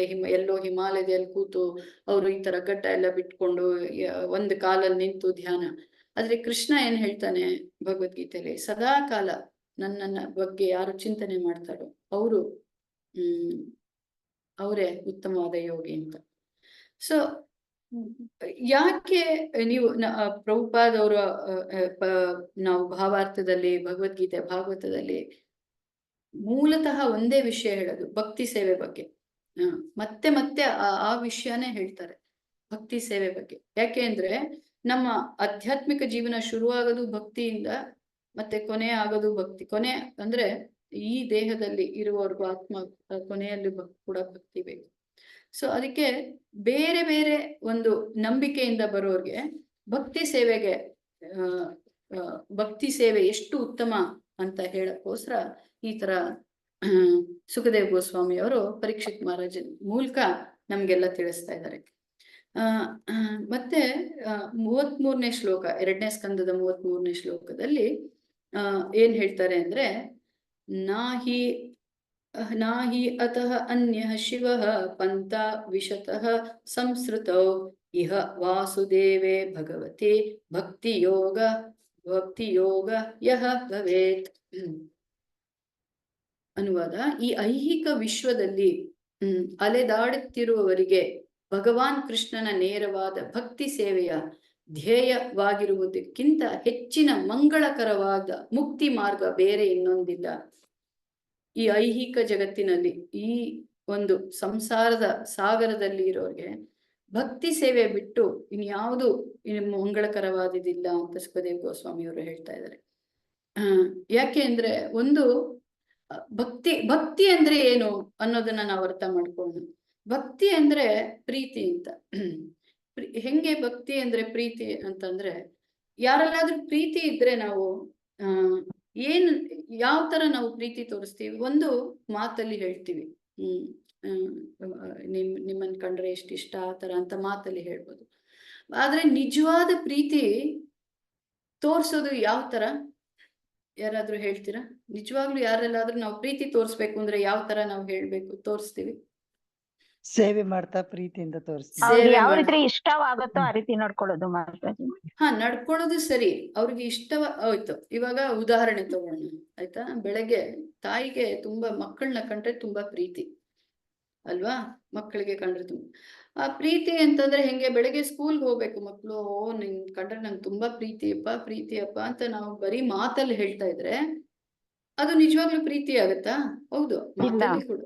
ಏನ್ ಮಾಡ್ಬೇಕು? ಮಾಡ್ಕೋಬೇಕು. ಡಬ್ಬಿ ಕಟ್ಬೇಕು, ಸ್ನಾನ ಮಾಡಿಸ್ಬೇಕು, ಯೂನಿಫಾರ್ಮ್ ಹಾಕ್ಬೇಕು, ಬುಕ್ ಎಲ್ಲ ತಗೊಂಡಿದ್ಯಾ ಚೆಕ್ ಮಾಡ್ಬೇಕು, ಕಾರ್ಯ ಮಾಡ್ಬೇಕು ಅಲ್ವಾ? ಸೊ ಭಕ್ತಿ ಅಂದ್ರೆ, ಭಗವಂತನಲ್ಲಿ ಭಕ್ತಿ ಅಂದ್ರೆ ನಾವು ಅದನ್ನ ಒಂದು ನಾಮಪದ, ಬರೀ ಭಕ್ತಿ ಅಂದ್ರೆ ನಾಮಪದ ಅಲ್ಲ, ಕ್ರಿಯಾಪದ. ಅದು ಭಕ್ತಿ ಮಾಡ್ಬೇಕು, ಪ್ರೀತಿ ಮಾಡ್ಬೇಕು ಭಗವಂತನಲ್ಲಿ ಅಂದ್ರೆ ಸೇವೆ ಮಾಡ್ಬೇಕು ಅಲ್ವಾ? ಸೊ ಅದು ಉತ್ತಮವಾದದ್ದು ನಿಜವಾಗ್ಲೂ ಪ್ರೀತಿ ಅಂದ್ರೆ. ಬರೀ ಮಾತಿಂದ ಹೇಳೋದಲ್ದೆ ಇದನ್ನ ಅವ್ರಿಗೆ ತೋರ್ಸೋದು ಅಂತಂದ್ರೆ ನಾವು ಸೇವೆ ಮಾಡಿ. ಸೊ ಅದಕ್ಕೆ ಭಕ್ತಿ ಸೇವೆ ಬಗ್ಗೆ ಪ್ರಭುಪಾದವರು ನಾವು ಯಾವುದೇ ಪ್ರಭುಪಾದವರ ಪುಸ್ತಕ ಭಾವಾರ್ಥದಲ್ಲಿ ನೋಡಿದ್ರೆ ಭಕ್ತಿ ಸೇವೆ ನ ಉತ್ತಮವಾಗಿ ಮತ್ತೆ ಮತ್ತೆ ಅದನ್ನ ದೃಢೀಕರಿಸ್ತಾರೆ, ಮತ್ತೆ ಮತ್ತೆ ಅದನ್ನ ಹೇಳ್ತಾ ಇರ್ತಾರೆ ಭಕ್ತಿ ಸೇವೆಯನ್ನು. ಯಾಕೆಂದ್ರೆ ನಮಗೆ ಮೂಲತಃ ಪ್ರಭುಪಾದವರ ಪುಸ್ತಕ ಕೃಷ್ಣ ಪ್ರಜ್ಞೆಗೆ ಬರಕ್ ಮುಂಚೆ ಭಗವಂತನಲ್ಲಿ ಆರಾಧನೆ ಅಂದ್ರೆ ಓಕೆ ಪೂಜೆ ಮಾಡೋದು ಸರಿ, ಹೌದು, ಅದು ಒಂದು ಸೇವೆನೆ. ಅದಕ್ಕೂ ಮೀರಿದ್ದು ಅದಕ್ಕಿಂತ ಹೆಚ್ಚು ಮಾಡೋದು ಅಂತಂದ್ರೆ ಭಗವಂತನಿಗೆ ಅಡುಗೆ ಮಾಡಿ ಅರ್ಪಿಸೋದು, ಅಥವಾ ಭಗವಂತನಿಗೆ ಉಡುಪು ಮಾಡೋದು, ಅಥವಾ ಅಭಿಷೇಕ ಮಾಡೋದು, ಭಗವಂತನ ಭಕ್ತರ ಸೇವೆ ಮಾಡೋದು. ನಮಗೆ ನೇರವಾಗಿ ಸೇವೆ ಮಾಡಿದ್ರೆ ಹೆಚ್ಚು ಇಷ್ಟ ಆಗತ್ತಾ, ಅಥವಾ ನಮ್ಗೆ ತುಂಬಾ ಹತ್ತಿರವಾಗಿರೋರು, ನಮ್ಮ ಮಕ್ಕಳು ಅಥವಾ ನಮ್ಮ ತಂದೆ ತಾಯಿ, ನಮ್ಮ ಅತ್ತೆ ಮಾವ, ಅವ್ರಿಗೆ ಸೇವೆ ಮಾಡಿದ್ರೆ ಇನ್ನು ಹೆಚ್ಚು ಖುಷಿ ಆಗತ್ತಾ? ಯಾವ್ದು ಹೆಚ್ಚು ಖುಷಿ ಕೊಡುತ್ತೆ ನಮ್ಗೆ? ಬೇರೆಯವ್ರಿಗೆ ಸೇವೆ ಮಾಡಿದ್ರೆ ಹೆಚ್ಚು ಖುಷಿ ನಮಗೆ ಯಾರು ಪ್ರೀತಿ ಇದೆಯೋ ಹೆಚ್ಚಾಗಿ ಅವ್ರಿಗೆ ಸೇವೆ ಮಾಡಿದ್ರೆ. ಸೊ ಅದೇ ತರ ಭಗವಂತನ ಉತ್ತಮ ಭಕ್ತರು ಭಗವಂತನಿಗೆ ಅತಿ ಪ್ರೀತಿ. ಸೊ ಅವ್ರಿಗೆ ಸೇವೆ ಮಾಡಿದ್ರೆ ಅದು ಭಗವಂತನಿಗೆ ಇನ್ನೂ ಹೆಚ್ಚು ಇಷ್ಟ ಆಗುತ್ತೆ. ಸೊ ಈ ವಿಷಯನ ಮತ್ತೆ ಸೇವೆ ಮಾಡೋದು ಹೆಂಗೆ, ಈ ಅಧ್ಯಾಯದಲ್ಲಿ ನಮ್ಮ ಹೃದಯದ ಪರಿವರ್ತನೆ ಬಗ್ಗೆ ಹೇಳ್ತಾ ಇದ್ದಾರೆ. ಹೃದಯದ ಪರಿವರ್ತನೆ. ಒಂದು ಸಂವಾದದಲ್ಲಿ ಅಮೆರಿಕಲ್ಲಿ ಪ್ರಭುಪಾದವರು ಒಂದು ಪೊಲೀಸ್ ಆಫೀಸರ್ ಜೊತೆ ಮಾತಾಡ್ತಾ ಇದ್ದಾಗ ಆ ಪೊಲೀಸ್ ಆಫೀಸರ್ ಹೇಳ್ತಾರೆ, ಏನಂತ ಹೇಳ್ತಾರೆ, ಇವಾಗ ನಾವು ಈ ಕೈದಿಗಳನ್ನೆಲ್ಲ ಏನು ನಾವು ಸೆರೆಮನೆಗೆ ಹಾಕಿದೀವಿ, ಒಂದಿಷ್ಟು ವರ್ಷ ಶಿಕ್ಷೆ ಅವ್ರಿಗೆ ಕೊಟ್ಮೇಲೆ ಅವ್ರನ್ನ ನಾವು ಬಿಡುಗಡೆ ಮಾಡ್ತೀವಿ ಅಂತ. ಪ್ರಭುಪಾದವ್ರು ಹೇಳ್ತಾರೆ, ಅದರಿಂದ ಏನು ಪ್ರಯೋಜನ ಆಗಲ್ಲ. ಸ್ವಲ್ಪ ಪ್ರಯೋಜನ ಆದ್ರೂ ಅದು ತಾತ್ಕಾಲಿಕ ಮಾತ್ರ. ನಿಜವಾದ ಪ್ರಯೋಜನ ಯಾವಾಗ ಆಗೋದು ಅಂತಂದ್ರೆ ಹೃದಯದ ಪರಿವರ್ತನೆ ಆದಾಗ ಅಂತ. ಮೂಲತಃ ಹೃದಯದಲ್ಲಿ ಏನು ಈ ಕಲ್ಮಶಗಳಿದೆ ಅದರದ್ದು ಪರಿವರ್ತನೆ ಆಗ್ಬೇಕು, ಅಥವಾ ಆ ಒಂದು ಹೃದಯ ಪರಿವರ್ತನೆ ಆದಾಗ ಮಾತ್ರ ನೀವು ನಿಜವಾಗ್ಲೂ ಈ ಮಾಡೋ ಕಾರ್ಯ ಏನಿದೆ ಅದು ಅವ್ರನ್ನ ಒಂದು ಒಳ್ಳೆ ಮನುಷ್ಯನಾಗಿ ಪರಿವರ್ತನೆ ಮಾಡಿದಾಗ ಇದಾಗತ್ತೆ. ಬರೀ ದೈಹಿಕವಾಗಿ ಮಾಡಿದ್ರೆ ಅದರಿಂದ ಅಷ್ಟು ಪ್ರಯೋಜನ ಇಲ್ಲ ಅಂತ ಹೇಳ್ತಾರೆ. ಸೊ ಯಾವ ರೀತಿಲಿ ಯಾವ್ದ್ರಿಂದ ನಮಗೆ ಪರಿವರ್ತನೆ? ನಮ್ಮ ಹೃದಯದ ಪರಿವರ್ತನೆ ಅನರ್ಥಗಳು, ಕಾಮ, ಕ್ರೋಧ, ಮೋಹ, ಲೋಭ, ಮದ, ಮಾತ್ಸರ್ಯ, ಈ 6 ಏನಿದೆ ಇವಾಗಿನ ಪ್ರಪಂಚದಲ್ಲಿ ಅದರ ಬಗ್ಗೆ ಚರ್ಚೆನೇ ಬೇಡ. ಯಾವ ರೀತಿಲಿ ಅನರ್ಥಗಳು ನಡೀತಾ ಇದೆ ಮೂಲತಃ ಯಾಕೆ? ಹೃದಯದಲ್ಲಿ ಅಷ್ಟು ಕಲ್ಮಶ, ಅಷ್ಟು ಒಂದು ಅನರ್ಥಗಳು ತುಂಬಿರೋದ್ರಿಂದ ಪ್ರಾಣಿಗಳಿಗಿಂತ ಕೀಳಾಗಿ ಮನುಷ್ಯರು ವರ್ತನೆ ಇದೆ. ಸೊ ನಾವು ಎಷ್ಟೇ ಅವ್ರಿಗೆ ನಾವು ಜೈಲ್ಗೆ ಹಾಕ್ಬೋದು, ಅವ್ರಿಗೆ ಏನು ಇಷ್ಟು ದುಡ್ಡು ಹಣ ಕೊಡ್ಬೇಕು ನೀವು ಇಷ್ಟು ತಪ್ಪು ಮಾಡಿದ್ದಕ್ಕೆ ಅಂತ ಎಲ್ಲ ಹೇಳ್ಬೋದು. ಆದ್ರೆ ಆ ಹೃದಯದಲ್ಲಿ ಏನು ಕಲ್ಮಶ ಇದೆ ಅದು ಪರಿವರ್ತನೆ ಆಗ್ಬೇಕು ಅಂದ್ರೆ ಸುಖದೇವ್ ಗೋಸ್ವಾಮಿ ಅವ್ರು ಏನ್ ಹೇಳ್ತಾರೆ, 36ನೇ ಶ್ಲೋಕ 2ನೇ ಸ್ಕಂದದ 2ನೇ ಅಧ್ಯಾಯದಲ್ಲಿ, ತಸ್ಮಾತ್ ಸರ್ವಾತ್ಮನ ರಾಜನ್ ಹರಿಹಿ ಸರ್ವತ್ರ ಸರ್ವದಾ ಶ್ರೋತವ್ಯ ಕೀರ್ತಿತವ್ಯಶ್ಚ ಸ್ಮರ್ತವ್ಯೋ ಭಗವಾನ್ ನೃಣಾಂ. ಅನುವಾದ ಪ್ರಭುಪಾದದಿಂದ, ಓ ರಾಜನೇ, ಆದ್ದರಿಂದ ಪ್ರತಿಯೊಬ್ಬ ಮಾನವ ಜೀವಿಯ ದೇವೋತ್ತಮ ಪರಮ ಪುರುಷ ಸರ್ವೋತ್ತಮ ಭಗವಂತನ ಸ್ಮರಣ ಮಾಡುವುದು ಎಲ್ಲೆಡೆ ಯಾವಾಗಲೂ ಅವಶ್ಯಕವಾಗಿದೆ. ಎಲ್ಲೆಡೆ ಯಾವಾಗಲೂ ಅವಶ್ಯಕವಾಗಿದೆ. ಭಗವಂತನ ಸ್ಮರಣೆ ಮಾಡ್ತಾ ಏನಾಗತ್ತೆ? ಇವಾಗ ನೋಡಿ, ನಾವು ಈ ಶ್ಲೋಕನ ಕೇಳಿರ್ಬೋದು, ಏನು? ಕಾಯೇನ ವಾಚಾ ಮನಸೇಂದ್ರಿಯರ್ವಾ ಬುದ್ಧ್ಯಾತ್ಮನಾ ಅನುಸೃತ ಸ್ವಭಾವಾತ್ ಕರೋಮಿ ಯತ್ ಸಕಲಂ ಪರಸ್ಮೈ ನಾರಾಯಣ ಇತಿ ಸಮರ್ಪಯಾಮಿ. ನಾನು ಕಾಯ ವಾಚ ಮನಸ್ಸ, ನಾನು ಏನು ಮಾಡ್ತಾ ಇದ್ರು ಅದನ್ನ ನಾರಾಯಣನಿಗೆ ಸಮರ್ಪಣೆ ಮಾಡ್ತೀನಿ ಅನ್ನೋದು ಮೂಲತಃ ಆ ಶ್ಲೋಕದ ಅರ್ಥ. ಆ ಶ್ಲೋಕ ಅಂದ್ರೆ ಆ ಒಂದು ಭಾವಕ್ಕೆ ನಾನು ಬಂದ್ರೆ, ನಾನು ಅಂತಂದ್ರೆ ಭೌತಿಕ ಜಗತ್ತಿನಲ್ಲಿ ಎಲ್ಲಾರು ನಾವು ಬದ್ಧ ಜೀವಿಗಳು, ಆ ಭಾವಕ್ಕೆ ಬಂದ್ರೆ ಕಾಯ ವಾಚ ಮನಸ್ಸ, ನಾನು ಯಾರನ್ನಾದ್ರೂ ಒಬ್ರಿಗೆ ಮೋಸ ಮಾಡಿ ಇದನ್ನ ನಿನ್ಗೆ ಅರ್ಪಣೆ ಮಾಡ್ತೀವಿ ಅಂತ ನಾವ್ ಹೇಳ್ತೀವ? ಹೇಳ್ತೀವ? ಇಲ್ಲ ಅಲ್ವಾ? ಸೊ ಅವಾಗ ಸೊ ಇದು ಹೃದಯದ ಪರಿವರ್ತನೆ. ಭಗವಂತನಿಗೋಸ್ಕರ ನಾವು ಮಾಡ್ತಾ ಇದ್ದೀವಿ ಅನ್ನೋ ಒಂದು ಭಾವನೆ ನಮ್ಮಲ್ಲಿ ಬಂದಾಗ ಏನಾಗುತ್ತೆ, ನಮ್ಮ ಹೃದಯದ ಏನು ಈ ಕಲ್ಮಶ ಇದೆ ಅದು ಯಾವ ತರ ಆಗತ್ತೆ? ಶ್ರವಣಂ ಕೀರ್ತನಂ. ಯಾವುದು ಶ್ರವಣಂ ಕೀರ್ತನಂ? ಭಗವಂತನ ನಾಮಸ್ಮರಣೆ, ಭಗವಂತನ ಲೀಲೆ, ಭಗವಂತನ ಭಕ್ತರ ಬಗ್ಗೆ ಇದನ್ನು ಸದಾ ಕಾಲ ನಾವು ಶ್ರವಣ ಮಾಡ್ತಾ ಇದ್ರೆ ಅವಾಗ ನಮ್ಮ ಹೃದಯ ಪರಿವರ್ತನೆ ಆಗುತ್ತೆ. ಯಾಕೆ ಭಗವಂತನ ಬಗ್ಗೆ ಇಲ್ಲಿ ಭಕ್ತಿ ಸೇವೆ ಅಂತಂದ್ವಿ, ಭಗವಂತನಿಗೆ ಅಂತಂದ್ವಿ. ಇವಾಗ ಉದಾಹರಣೆಗೆ ನಾವು ಯಾವ್ದೋ ಒಂದ್ ಜಾಗಕ್ಕೆ ಹೋಗಿಲ್ಲ ಅಂತ ಇಟ್ಕೊಳ್ಳಿ, ಅಮೆರಿಕಾಗ್ ಹೋಗಿಲ್ಲ. ಆದ್ರೆ ನಮ್ಗೆ ಅಮೆರಿಕ ಬಗ್ಗೆ ಗೊತ್ತಾಗ್ಬೇಕು ಅಂತಂದ್ರೆ ಯಾವ ತರ ಗೊತ್ತಾಗತ್ತೆ? ಯಾರು ಅಲ್ಲಿ ಹೋಗಿದ್ರೆ ಅವರು ಅಲ್ಲಿ ಆ ಊರ್ ಹಿಂಗಿತ್ತು, ನಾವು ಫ್ಲೈಟ್ ಅಲ್ಲಿ ಹಿಂಗ್ ಹೋದ್ವಿ, ಅಲ್ಲಿ ಅವ್ರು ವಿವರಣೆ ಕೊಡ್ತಾರೆ. ಹೋಗಿರೋರು ಅಲ್ಲಿ ಆ ವಿವರಣೆ ಕೊಡ್ತಾರೆ. ಸೊ ಆ ವಿವರಣೆ ಕೊಟ್ಟ ಅದನ್ನ ಕೇಳಿ ನಮ್ಗೆ ಏನಾಗುತ್ತೆ, ಒಂದು ಕಲ್ಪನೆ ಬರುತ್ತೆ, ಅಥವಾ ನಾವು ಊಹೆ ಮಾಡ್ಕೋತೀವಿ, ಈ ತರ ನಾವಲ್ಲಿ ಅಕಸ್ಮಾತ್ ಅಲ್ಲಿ ಹೋದ್ರೆ ಈ ತರ ಇರುತ್ತೆ, ಅವ್ರು ಈ ತರ ಹೇಳಿದ್ರು ಅಂತ. ಸೊ ಅದೇ ತರ ಭಗವಂತನ ಬಗ್ಗೆ ಯಾರು ಅರಿತೀಯರೋ ಅಂತ ಮಹಾತ್ಮರಿಂದ ಸದಾ ಕಾಲ ಶ್ರವಣ ಮಾಡ್ಬೇಕು. ಶ್ರವಣ ಮಾಡಿ ನಾವು ಕೀರ್ತನೆ ಮಾಡ್ಬೇಕು. ಶ್ರವಣ ಕೀರ್ತನೆಯಿಂದ ಸ್ಮರಣೆ ಮಾಡ್ತಾ ಇದ್ರೆ ಈ ಏನು ಒಂದು ಹೃದಯದ ಪರಿವರ್ತನೆ ಬಗ್ಗೆ ಸುಖದೇವ್ ಗೋಸ್ವಾಮಿ ಅವರು ಮಾತಾಡ್ತಾ ಇದ್ದಾರೆ, ಅದನ್ನ ಆಗತ್ತೆ. ಸೊ ಮೂಲತಃ ಒಂದು ಶ್ಲೋಕ ಅಂದ್ರೆ ಒಂದು ಶ್ಲೋಕ ಇದೆ, ಸ್ಮರ್ತವ್ಯ ಸತತಂ ವಿಷ್ಣು ವಿಸ್ಮರ್ತವ್ಯ ನ ಜಾತು ಚೇತ್ ಸರ್ವವಿಧಿ ನಿಷೇಧೈಸ್ಯೋರ್ ಏತಯೋರ್ ಏವ ಕಿಂಕರಃ. ಸ್ಮರ್ತವ್ಯ ಸತತಂ ವಿಷ್ಣು, ಸದಾ ಕಾಲ ವಿಷ್ಣುವಿನ ಧ್ಯಾನ ಮಾಡಿ. ವಿಸ್ಮರ್ತವ್ಯ ನ ಜಾತು ಚೇತ್, ಯಾವಾಗ್ಲೂ ಯಾವುದೇ ಕಾರಣಕ್ಕೂ ಯಾವುದೇ ಸಮಯಕ್ಕೂ ಭಗವಂತನ ಮರಿಬೇಡಿ ಅಂತ. ಇದು ಏನು, ಈ ಒಂದು ಎಲ್ಲ ಶಾಸ್ತ್ರಗಳನ್ನ ನಾವು ತಗೊಂಡ್ರೆ ಎಲ್ಲ ನಿಯಮ ಮತ್ತೆ ಎಲ್ಲ ನಿಯಮಗಳು ಇದಕ್ಕೆ ಅಡಿದಾವರೆ ಆಗಿದೆ ಅಂತ. ಏನೇ ನಿಯಮ, ಯಾವುದೇ ಶಾಸ್ತ್ರದಲ್ಲಿ, ಯಾವುದೇ ಒಂದು ಪೂಜೆ ಪುನಸ್ಕಾರ ಏನಾದ್ರೂ ಇರ್ಲಿ, ಈ ಎರಡು ವಿಷಯ ನಾವು ಮಾಡ್ಬೇಕು ಅಂತ. ಏನು, ಸದಾ ಕಾಲ ವಿಷ್ಣುವಿನ ಧ್ಯಾನ ಮಾಡ್ಬೇಕು, ಮತ್ತೆ ಯಾವುದೇ ಕಾರಣಕ್ಕೂ ಯಾವುದೇ ಕ್ಷಣಕ್ಕೂ ನಾವು ವಿಷ್ಣುವಿನ ಮರಿಬಾರ್ದು ಅನ್ನೋ ಈ ಒಂದು ಶ್ಲೋಕ. ಸೊ ಅದರ ಬಗ್ಗೆ ಹೇಳಿ 3ನೇ ಅಧ್ಯಾಯದಲ್ಲಿ ಇತರ ದೇವತೆಗಳ ಪೂಜೆ ಬಗ್ಗೆ ವಿವರಣೆ ಕೊಟ್ಟಿದ್ದಾರೆ. 3ನೇ ಅಧ್ಯಾಯದಲ್ಲಿ ಇತರ ದೇವತೆಗಳನ್ನ ಪೂಜೆ ಮಾಡೋರು ಯಾರು, ಪೂಜೆ ಮಾಡಿದ್ರೇನು, ಯಾವ ತರ ಅನ್ನೋ ಇದನ್ನ ಮತ್ತೆ ತುಂಬಾ ಒಂದು ಮುಖ್ಯವಾದ ಶ್ಲೋಕ 3ನೇ ಅಧ್ಯಾಯದಲ್ಲಿ, 2ನೇ ಸ್ಕಂದದ ಅಧ್ಯಾಯದಲ್ಲಿ, ಅಕಾಮ ಸರ್ವ ಇತರ ದೇವತೆಗಳನ್ನ ಮೂಲತಃ ಪೂಜೆ ಮಾಡೋದು ನಾವು ಯಾವ್ದಾದ್ರು ನಮ್ಮ ಆಸೆಗಳನ್ನ ಈಡೇರಿಸ್ಕೊಡಕ್ಕೆ.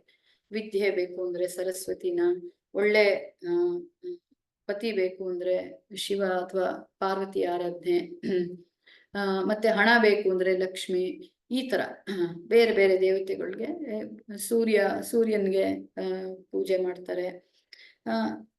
ಅದಕ್ಕೆ ಆದ್ರೆ ಇಲ್ಲಿ ಸುಖದೇವ್ ಗೋಸ್ವಾಮಿ ಅವ್ರು ಏನ್ ಹೇಳ್ತಾರೆ, 3ನೇ ಅಧ್ಯಾಯದ 10ನೇ ಶ್ಲೋಕದಲ್ಲಿ, ಅಕಾಮ ಸರ್ವ ಕಾಮೋ ವ ಮೋಕ್ಷ ಕಾಮ ಉದಾರದಿ ತೀವ್ರೇನ ಯೋಗಿ ಭಕ್ತೇನ ಯಜತೆ ಪುರುಷಂ ಪರಂ.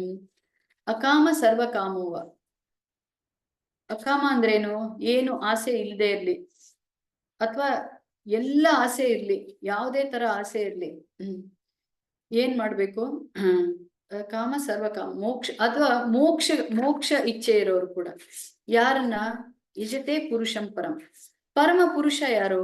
ದೇವೋತ್ತಮ ಪರಮ ಪುರುಷ ಅಂತ ನಾವು ಕೇಳಿದ್ದೀವಿ. ಪರಮ ಪುರುಷ ಯಾರು? ಭಗವಂತ ವಿಷ್ಣು ಕೃಷ್ಣ.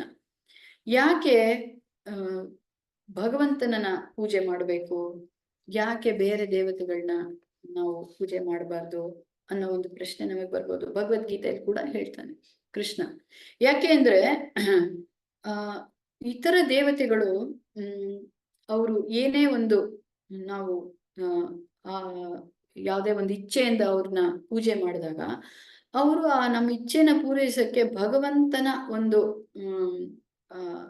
ಇದಿದ್ರೆ ಇದ್ರೆ ಮಾತ್ರ ಅವ್ರು ನಮ್ಗೆ ಆ ಒಂದು ಇಚ್ಛೆನ ನಮ್ಗೆ ಪೂರೈಸಕ್ಕಾಗದು.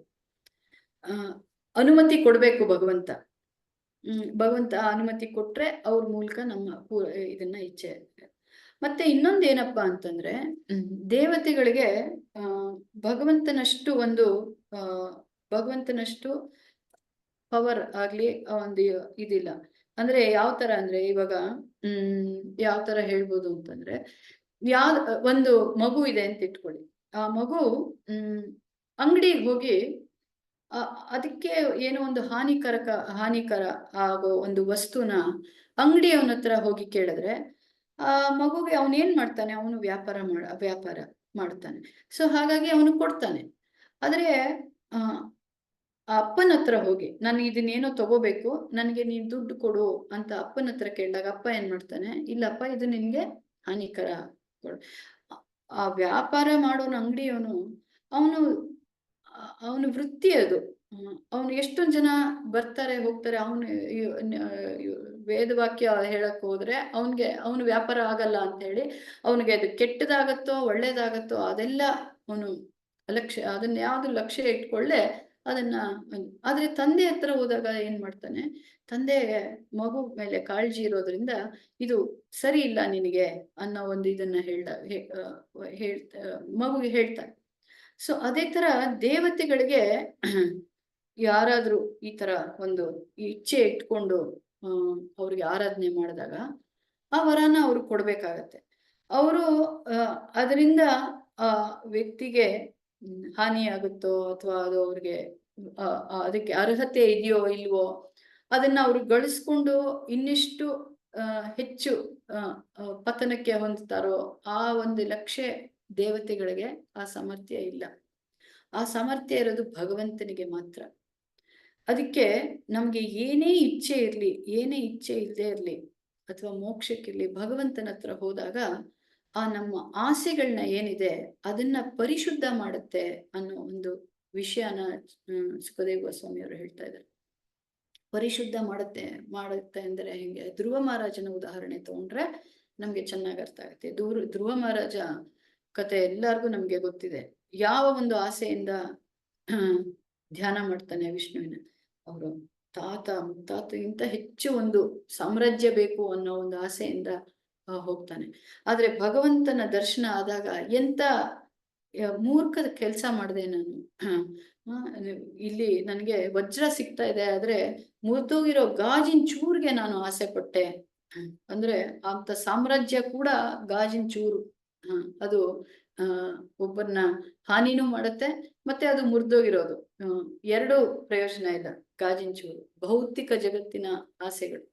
ಸೊ ಭಗವಂತನ ಹತ್ರ ಹೋದ್ರೆ ಏನ್ ಮಾಡ್ತಾನೆ, ಭಗವಂತ ನಮ್ಮ ಆಸೆನ ಈಡೇರಿಸಿ ಮತ್ತೆ ಈ ತರ ಒಂದು ಆಸೆ ಆ ಭಗವಂತನ ಹತ್ರ ಹೋದಾಗ ಏನಾಗತ್ತೆ, ನಾವು ಭಕ್ತಿ ಸೇವೆಗೆ ಹೆಜ್ಜೆ ಇಟ್ಟಾಗ ಆ ನಮ್ಮ ಆಸೆನ ಪರಿವರ್ತನೆ ಯಾವ ತರ ಪರಿವರ್ತನೆ ಮಾಡ್ತಾನೆ, ನನಗಾಗಿ ನಾನು ಆ ಆಸೆಗಳನ್ನ ಇನ್ನು ಹೆಚ್ಚು ನಾನು ಮಾಡಿದ್ರೆ ಅದು ನನಗೆ ಹಾನಿ ಅಂತ ಆ ಒಂದು ಅರಿವನ್ನ ಕೊಡ್ತಾನೆ ಭಗವಂತ.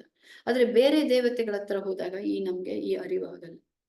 ಸೊ ಅದಕ್ಕೆ ಈ ವಿಷಯನ ಕೂಡ ಸುಖದೇವ್ ಗೋಸ್ವಾಮಿ ಅವರು 3ನೇ ಅಧ್ಯಾಯದಲ್ಲಿ ಹೇಳ್ತಾರೆ.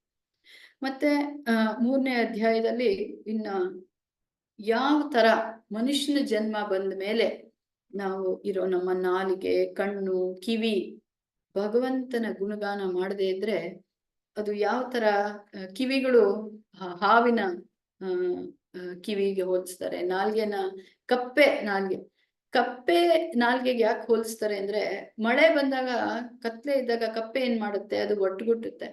ಅದು ಒಟ್ಟುಗುಟ್ಟಿದಾಗ ಏನ್ ಮಾಡ್ತಾ ಇದೆ, ಹಾವು ಹೇಳ್ತಾ ಇದೆ ನಾನು ಇಲ್ಲಿದ್ದೀನಿ, ಬಾ ನಿನ್ನ ತಿನ್ನು ಅಂತ ಹೇಳ್ತಾ ಇದೆ. ಸೊ ಈ ತರ ಮನುಷ್ಯನ ಜನ್ಮ ಬಂದಾಗ, ನರ ಜನ್ಮ ಬಂದಾಗ ನಾಲಿಗೆ ಇರುವಾಗ ಕೃಷ್ಣ ಎನ್ನಬಾರದೆ, ಕೃಷ್ಣನ ನೆನೆದರೆ ಕಷ್ಟ ಒಂದಿಷ್ಟಿಲ್ಲ, ಕೃಷ್ಣ ಎನ್ನಬಾರದೆ. ನರ ಜನ್ಮ ನೋಡಿ, ನರ ಜನ್ಮ ಬಂದಾಗ ನಾಲಿಗೆ ಮಲಗೆದ್ದು ಮೈ ಮುರಿದು ಏಳುತ್ತಲೊಮ್ಮೆ ಕೃಷ್ಣ ಎನ್ನಬಾರದೆ, ಸುಳಿದಾಡುತ್ತ ಮನೆಯೊಳಗಾದರೂ ಒಮ್ಮೆ ಕೃಷ್ಣ ಎನ್ನಬಾರದೆ. ಪುರಂದರದಾಸರ ಹಾಡು ಕೇಳಿರ್ಬೋದು. ನರ ಜನ್ಮ ಅಂತ ಮಾತ್ರ ಹೇಳ್ತಾ ಇದಾರೆ ಅಲ್ಲಿ, ನಾಯಿ ಜನ್ಮ, ಕತ್ತೆ, ಆನೆ, ಕೋತಿ, ಮರ ಆತರ ಹೇಳಿ ನರ ಜನ್ಮ ಬಂದಾಗ. ಸೊ ಈ ತರ ನಮ್ಮ ಈ ಮನುಷ್ಯನ ಜನ್ಮ ಬಂದಾಗ ನಾವು ಇದನ್ನ ಉಪಯೋಗಿಸ್ತಾ ಇದ್ರೆ ಈ ಹೇಗೆ ಕಪ್ಪೆ ತನ್ನ ಸಾವನ್ನ ಆಹ್ವಾನಿಸ್ತಾ ಇದೆಯೋ, ಬೇರೆ ವಿಷಯನ ನಾವು ಕೇಳೋದು ಮಾತಾಡೋದು ಅಂದ್ರೆ ನಮ್ಮ ಸಾವನ್ನ ನಾವು ಇನ್ನೂ ಘೋರವಾಗಿ ನಾವು ಆಹ್ವಾನಿಸ್ತಾ ಇದೀವಿ ಅನ್ನೋ ಒಂದು ವಿಷಯನ ಸುಖದೇವ್ ಗೋಸ್ವಾಮಿ ಅವರು ಪರೀಕ್ಷಿತ್ ಮಹಾರಾಜ. ಮತ್ತೆ 4ನೇ ಅಧ್ಯಾಯಕ್ಕೆ ಬಂದ್ರೆ ಸೃಷ್ಟಿಯ ಪ್ರಕ್ರಿಯೆ. ಅಂದ್ರೆ ಮೂಲತಃ ಇಲ್ಲೇನಾಗುತ್ತೆ, ಇಷ್ಟೆಲ್ಲ ಆದ್ಮೇಲೆ ನಾನು ಭಗವಂತನ ಧ್ಯಾನ ಅಥವಾ ಭಗವಂತನಿಗೆ ಆರಾಧನೆ ಮಾಡ್ಲಿಲ್ಲ ಅನ್ನೋ ಒಂದು ವಿಷಯನೂ ಬರುತ್ತೆ ಈ ಒಂದಿದ್ರಲ್ಲಿ. ಯಾವ ತರ ಸೃಷ್ಟಿ ಮಾಡ್ದ ಅಂತ 2ನೇ ಪ್ರಶ್ನೆ ಕೇಳ್ತಾರೆ ಪರೀಕ್ಷಿತ್ ಮಹಾರಾಜರು. ಈ ಇಡೀ ಸೃಷ್ಟಿ ಆಕ್ಚುಲಿ ವಿಸ್ತಾರವಾಗಿ ನಾವು ಓದಿದ್ರೆ, ಒಂದು ಸತಿ ಓದಿದ್ರೆ ಅದ ಅರ್ಥನೇ ಆಗಲ್ಲ. ಈ ಪಂಚಭೂತಗಳು ಮತ್ತೆ ಯಾವ ತರ ಅದರದ್ದು ಗಾತ್ರ ಏನು, ಎಷ್ಟು ವಿಷಯ ನಮ್ಗೆ ಭಾಗವತದಲ್ಲಿ ಗೊತ್ತಾಗತ್ತೆ ಅಂದ್ರೆ, ಇವಾಗ ಎಷ್ಟೋ ಏನು ಆಧುನಿಕ ಸೈಂಟಿಸ್ಟ್ ವಿಜ್ಞಾನಿಗಳು ಎಷ್ಟೊಂದು ಕಂಡು ಹಿಡಿದಿದ್ದಾರೆ. ಅದು ಭಾಗವತದಲ್ಲಿರೋ ತರ ಸಾಧ್ಯನೇ ಇಲ್ಲ, ಕಂಡುಹಿಡಿಯಕ್ ಸಾಧ್ಯನೇ ಇಲ್ಲ. ಅಷ್ಟೊಂದು ಒಂದು ವಿಸ್ತಾರವಾಗಿ ಕೊಟ್ಟಿದ್ದಾರೆ. ಮೊದ್ಲು ಬಹಿರಂಗ ಶಕ್ತಿ, ಈ ಭೌತಿಕ ಜಗತ್ತು, ಈ ಪಂಚಭೂತಗಳು, ಇದನ್ನ ಯಾವ ತರ ಸೃಷ್ಟಿ ಮಾಡಿದ್ದಾರೆ, ಸೃಷ್ಟಿ ಆಯ್ತು ಅನ್ನೋ ಒಂದು ಪ್ರಶ್ನೆ ಕೇಳಿದಾಗ ಈ ಸೃಷ್ಟಿಯ ಪ್ರಕ್ರಿಯೆನ ವಿಸ್ತಾರವಾಗಿ ಇದರಲ್ಲಿ 4ನೇ ಅಧ್ಯಾಯದಲ್ಲಿ ಹೇಳಿದ. ಸೊ ನಾವು ಇದನ್ನ ಓದ್ತಾ ಇದ್ದಾಗ 4ನೇ ಅಧ್ಯಾಯ 1ನೇ ಶ್ಲೋಕದಲ್ಲಿ ಸೂತ ಉವಾಚ ಅಂತ ಬರ್ತಾ ಇದೆ. ಅಂದ್ರೆ ನೆನ್ನೆ ನೀವು ಕೇಳಿರ್ಬೋದು, ಸುಖದೇವ್ ಗೋಸ್ವಾಮಿಗಳು ಪರೀಕ್ಷಿತ್ ಮಹಾರಾಜನ್ಗೆ ಹೇಳ್ತಾ ಇದ್ದಾಗ ಆ ಸಭೆಯಲ್ಲಿ ಸೂತ ಮುನಿಗಳು ಇದ್ರು.